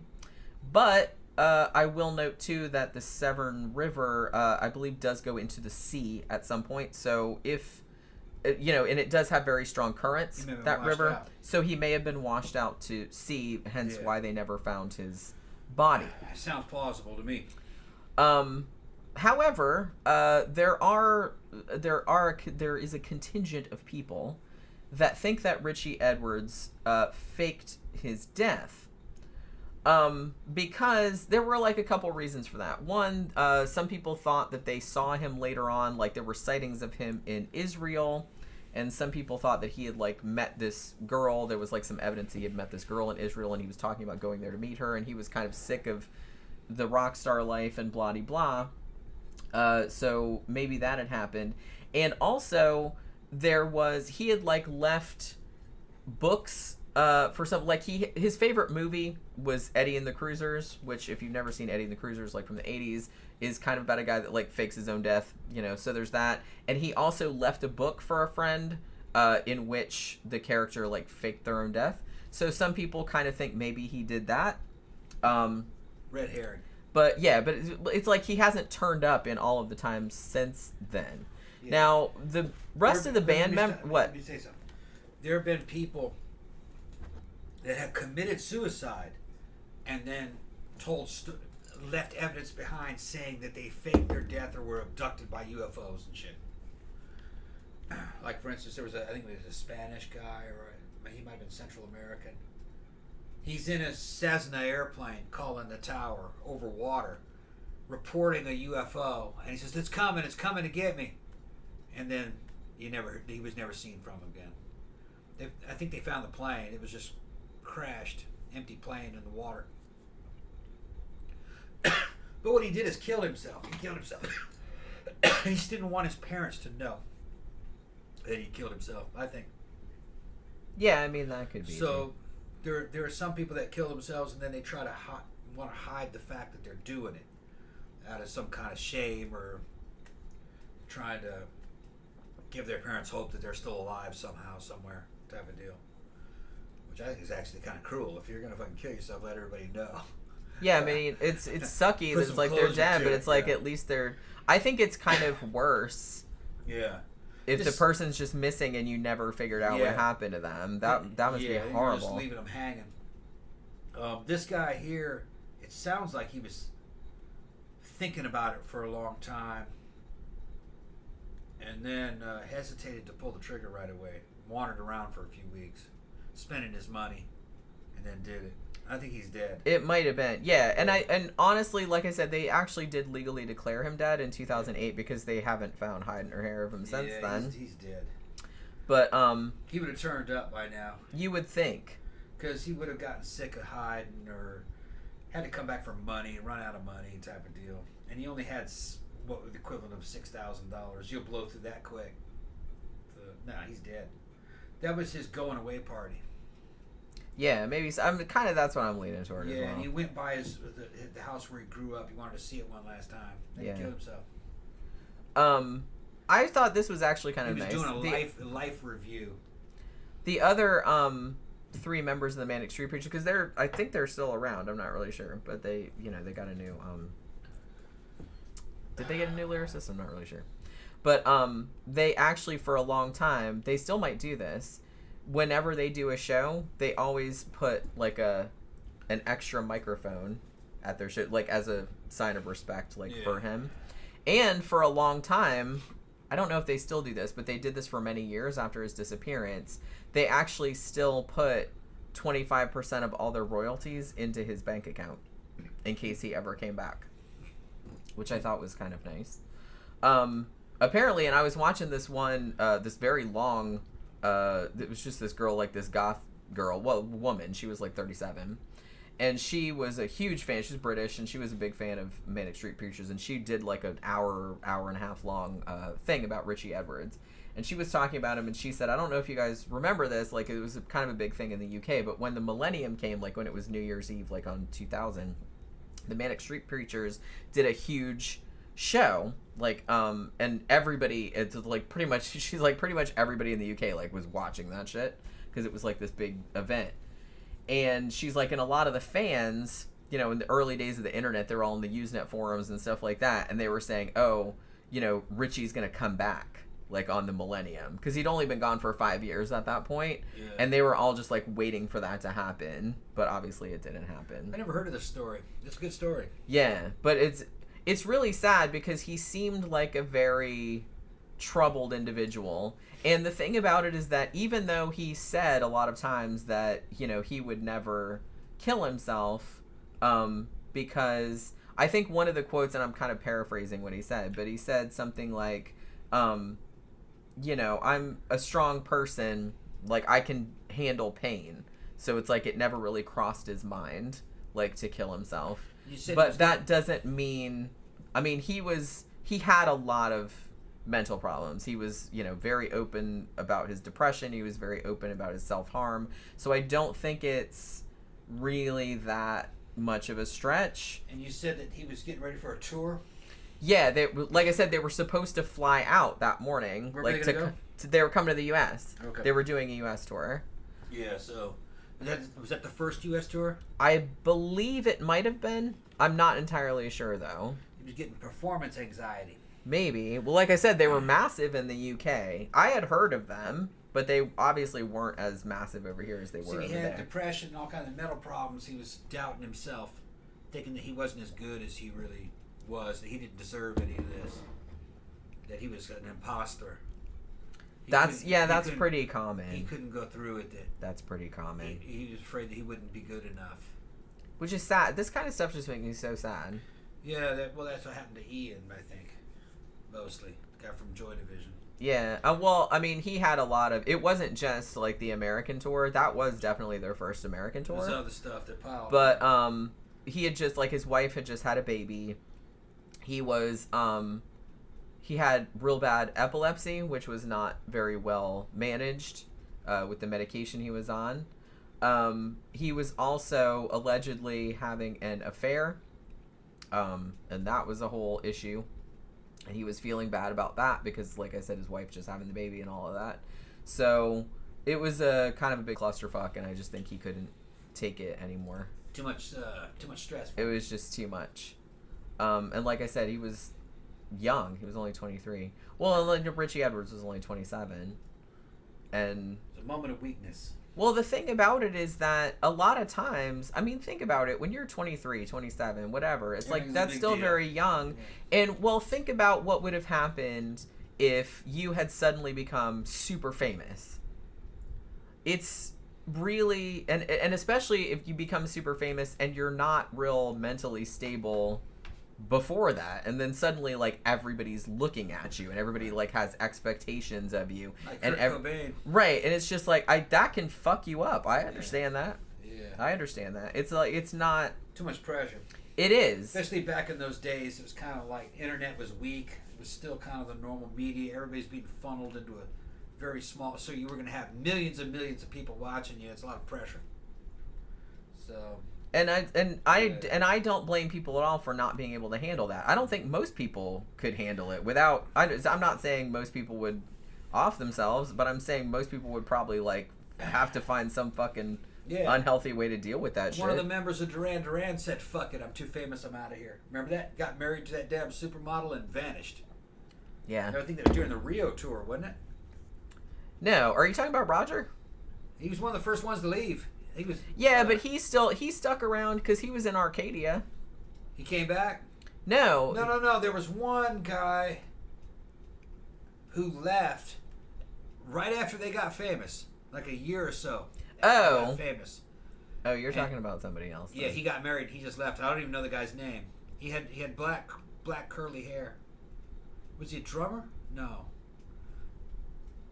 Well, like I said, I know that Roger, who was the drummer, yeah, was not real into the whole fame thing. That might have been him. But like I said, he came back, huh? Yeah. Okay. Well, he was around until Arcadia, and then like after they did Arcadia, and then when they were gonna do Notorious, Roger left. All right. And we might be thinking of the same guy. Yeah. But he just married some super fine model chick.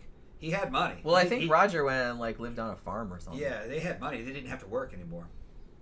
But yeah, because the thing about it is like if you get super famous and you make like millions of dollars, it's like why put yourself through all of that? Yeah, you don't have to go on tour. You don't have to if you don't want to. If you have money, that bitch for the rest of your life. I mean, as long as you're not like spending it all on hookers and blow. I mean, if you just go and live on a farm or something, if that's what you want to do, then it's like you probably be set for the rest of your life. They come over here, see, and it's a lot cheaper. I was listening to some British guys today online, just amazed that for only a few $100,000 you could get basically a damn palatial mansion out in the middle of Wyoming or something, But if you want to live in the if you want to live out there, but a lot of rich people buy these huge houses out in the middle of nowhere, and they have their own little airfields in that area that they fly in. Well, yeah, I mean, if you're rich, if you can live in the middle of nowhere, and it's not like a big deal because they don't work there. Right, and like I said, you have a little private plane. You can leave if you want. Yeah, they're just hiding out. You're not like stuck. Right. This house was almost $475,000. Big two-story house. It's 5 bedrooms though. 5 bedrooms, but this amount of money out in the middle of nowhere in fucking Mississippi would buy a fucking huge mansion, but you couldn't afford that in Mississippi, working a job in Mississippi. No, there are no jobs that could support that.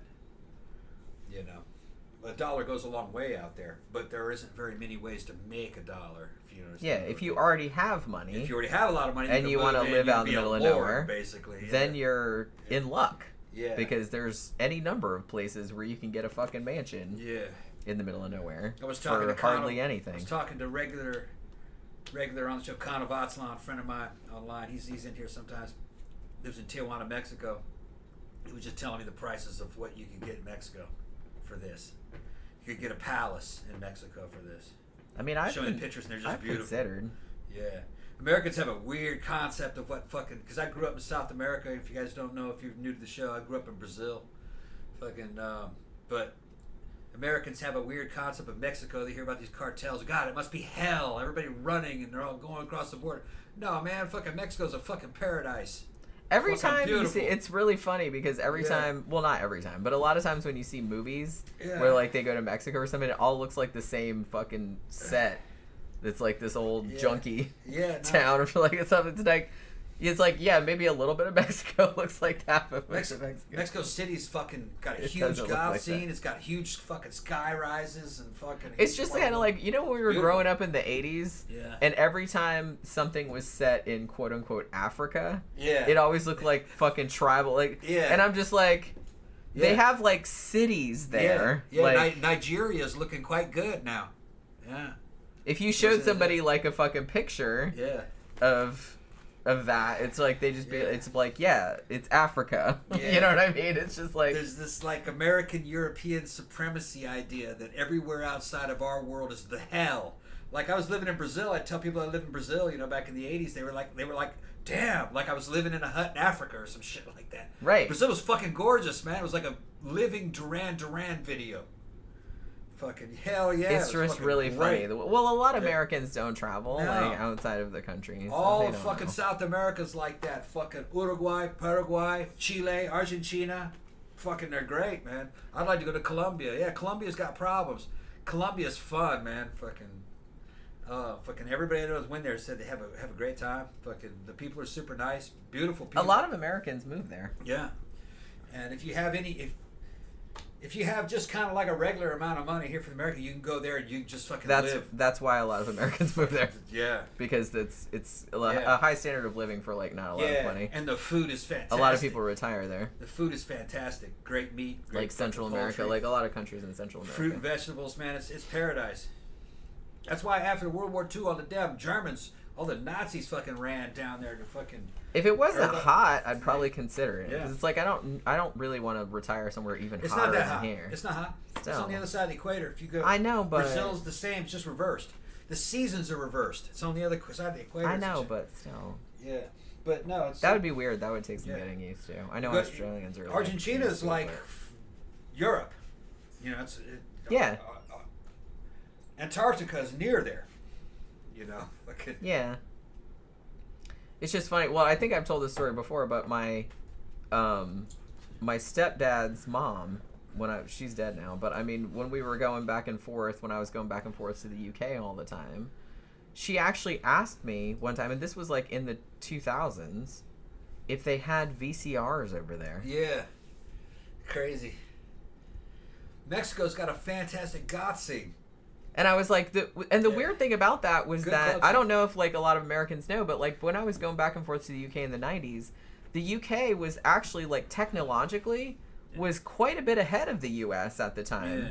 When I was over there in the 90s, like way more people had cell phones, and there were like cell phone shops like way before it was ubiquitous in the US, way before. Yeah. Like I noticed that. Like a lot more people had them.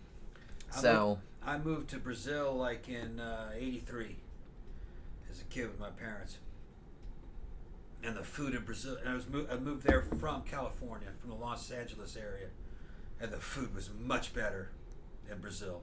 Beautiful beef, fantastic pork, churrascaria, which is like fucking Brazilian barbecue. It's like something gauchos make it, like they have in the pampas and fucking. Yeah. Man, beautiful shit, man. And Americans didn't know anything about that. nah, of course not. No. The fruits and the vegetables, they're far superior to what we have here. I've often great. dreamed of just like eating my way around the entire Oh, world. yeah. And by the time I got back, I would weigh 600 pounds. Yeah. Because of all of the yummy food that I'd be Yeah. eating. Because I watch all those shows like where there's like people go to all these other countries and they eat all the street food and stuff. I'm just like, Yeah. oh, I wish that was my job. Yeah. Like just going to all these countries and just eating all the food. I could totally be down Central for and that. South Americans have fucking great booze. Mm. They make great booze of their own kind. Beers, wines, tequila. In Mexico, they probably have that shit in Nicaragua and the other parts of Central America too. They probably have similar stuff. Brazil they had pinga, which is fucking pure sugarcane alcohol. Cachaça was the name of it. And then they had this weird shit like Fogo Paulista, which is like kind of like Grand Marnier in a way, fucking, but like rot gut Grand Marnier. It's just kind of like a whiskey flavored liqueur. And then they had all kinds of Spanish shit like Cinzano. They had all that. They had lots of beer, good beer too. some of the beers kind of had German names because you had German immigration.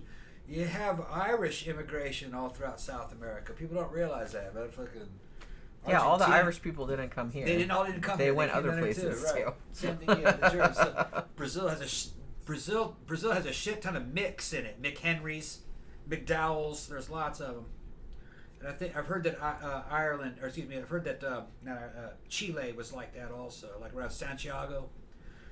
Pinochet's fucking top generals and all his men and his troops that he liked. He built a big monument to Chilean Irish immigrants that were there for generations that fucking helped build the nation and shit during their Civil War. This, America likes to think of itself as, or North America, the United States likes to think of itself as unique. Our history is very similar to Brazil and Argentina, real similar, and not too different from, and very intertwined with Mexico. Mexico and America's relationship's been going on for fucking centuries. And Texas was a joint business venture between American families and Mexican families about the cattle industry. There's a fantastic history here. People have forgotten it. That sounds like another show. Yeah. We could do like a whole. We ought to do a history of fucking Texas. And Texas was almost an independent country. I'm fascinated by history, so it's like we could do like a whole history series. Conan was a Texican. I'm just making my own. Conan was a Texican. More work for myself. Howard, the writer of fucking Conan, describes a Conan that is Germanic Mexican. He's blue-eyed, dark hair, big, swarthy. He's talking about German Texicans. Conan was a Texan. That's what it is. Yeah. So a lot of people don't know the history of that shit.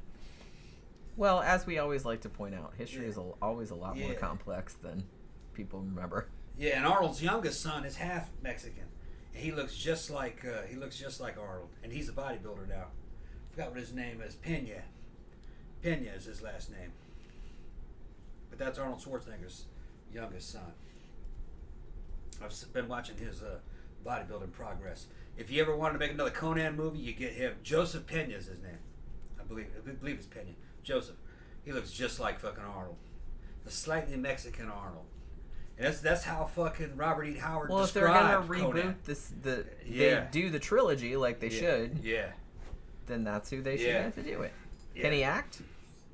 I don't know. I've just seen him lifting. I guess we'll find out. He looks like a 20-something-year-old Arnold Schwarzenegger. I guess you could argue that Arnold Schwarzenegger couldn't really act either. He was good enough. Yeah. He wasn't an actor. He was adequate. He was a performer. Right. He was more of a performer than an actor. Right. Although when he did Maggie, he actually acted in that. Yeah, I would, and actually, if anybody wants to see like Arnold Schwarzenegger actually like acting, like I would recommend Maggie, and it's a zombie movie too, but not like a cliched zombie movie. It's actually like really good. Actually, I like that movie a lot. Zach says, "Oh my God, it's gonna be almost 100 degrees tomorrow. Kill me." Yeah. Yeah. I mean, we live in Florida. I feel your pain, but you know what? It wasn't that bad today. I think it was only in the 90s. Because, like, I went out and sat in my car at lunch, and I was like, wow, I don't feel like dying necessarily. It's just, there's a slight breeze. There's air, at least. Yeah. But, you know. Yeah. Tammy says, history of Irish slaves. Yeah, somebody asked me to do, there was a book called The Lost German Slave Girl, which actually I read several years ago, and they had read it as well, and so they recommended me do a show about that. And that kind of, as far as I remember, it's been a while since I've read it, but they did kind of go into the whole like Irish indentured servitude, like a lot of the Europeans that came over here like and went into indentured servitude, so they kind of went into that too, which was actually like pretty interesting. So yeah, that might maybe get an interesting show as well. Yeah, Zach says Mexico City is gorgeous and South Africa is really beautiful too. Yeah, I mean, I'm sure it's not the same as it used to be, but it's just like funny because I just remember back in the 80s, like every time you brought up Mexico or Africa or something like that, like people had definite stereotypes about that were really like either like wildly out of date or just complete fictions. Like they didn't look anything like we just got that from like old movies or something, I guess. But it's like it just didn't look like that at all. And it's just like I couldn't even believe my stepdad's mom asking me if they had VCRs in the UK in the 2000s. You know? I was just like, what a weird question. It's like I'm not really sure what she was imagining what that country looked like. I'm like, they got all the same shit we got, and actually they got better shit than we got. So it's like, I'm not really sure what your deal is. It was just like really funny. The United States' advantage is we have access to a lot of machines and technology. Like in Brazil, you couldn't buy the cars you could get here. You couldn't get the guns that you wanted. You couldn't get electronics because they had closed borders. But other countries, because you know what I mean, they were protecting their own monopolies. It's open now, but it's like 200% import tax on anything foreign. And then, of course, all the Brazilian oligarchs fucking steal all the money. Brazil is extremely corrupt. But guess what? The United States is extremely corrupt too. They just do it in a different way. They can get away with it. Yeah, all these countries are corrupt. Well, I mean, it's been that way since the beginning. Humans are just fucking corrupt, yeah. Yeah. I mean, most humans don't suck. It's just... Powerful humans are corrupt. It's just, yeah. Because to get to that level of power and influence... You gotta suck. You had to do a bunch of fucking bad shit. So you've been selected for being an asshole to get up there. A good person couldn't survive and do the shit that they're doing. They just fucked people over. They fucked over all their competition to get there.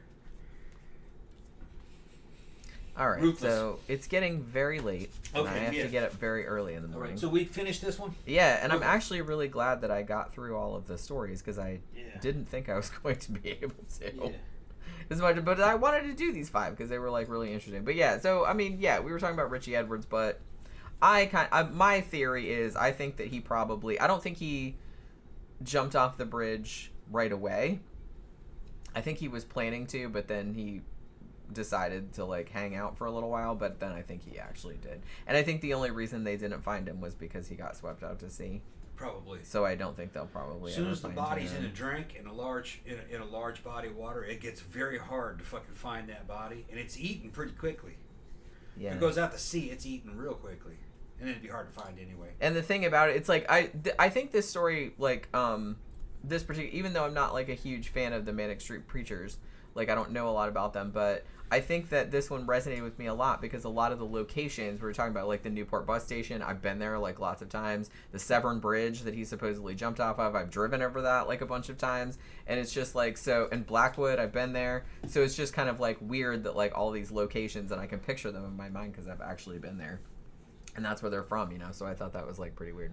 Yeah. But yeah, so I guess we better wrap it up because I have to go to sleep. So And I you're can looking get so up. thin and beautiful, Jenny. You guys Thank can't really you. see it, but Jenny is looking so fucking good, man. She's getting into shape, working out. Yeah. You probably lost 25 pounds at least. Yeah, I think gained it's a about lot of shape, I yeah. think it's about 25 pounds at Yeah. this point. I'm gunning to lose about 15 more. Yeah, and that's probably That's all you about need. what my goal is, but Yeah. I don't really want to lose any more than that. No. But I mean, and if I don't, it's like not that big a deal. But I mean, that's kind of what my goal is, like 15 more pounds, and then I'll be happy. Yeah. But we'll see. But yeah, so I guess we'll wrap it up. So hopefully you guys can join us again on Friday night for our Sidetracks show, because that's always fun, where we just drink and talk about whatever bullshit pops into our heads, or whatever bullshit pops into your heads. Talk about That's the fun sex too. industry. Yeah, that's what we usually end up talking about. Hookers. Because we might stream tomorrow night we might Yeah. do Stream Mate tomorrow night. Yeah. But we haven't done it in a few days because Tom's been sick. Been sick, yeah. And I've been kind of sick, but you know, we haven't really been feeling that good, so we haven't been doing it for the last few days. But yeah, you know what I Jenny mean. put in her 2 weeks notice. She's only got maybe a week and a few days left. I got at the this rest job. of this week and next week, and then then I'm free. Yeah. But then we'll have to like hit Streammate real hard so we can so I can like make some money. You know what I mean? But I'm happy. I'm happy about it. I'm happy I won't have to like drive over there anymore. I'm just kind of hoping, I'm crossing my fingers that like nothing bad happens to the car in this last week and a half. Like, you know what I mean? I'm just like, because that would be just my fucking luck, you know what I mean? That it's like I put in my notice and I'm all excited about starting the new thing, and then all of a sudden, like, something bad happens. So I'm just kind of like hoping that doesn't happen. I'm trying not to jinx myself, you know what I mean? But yeah, so like I said, we'll be around again on Friday night for our sidetrack show. So hopefully you guys can join us for that. Hopefully you guys enjoyed this show. We mostly kind of stayed on topic most of the time. I'm kind of proud of us. But yeah, so have a good rest of the night, you guys, and have a good day tomorrow. And we'll see you guys again on Friday night. Good night.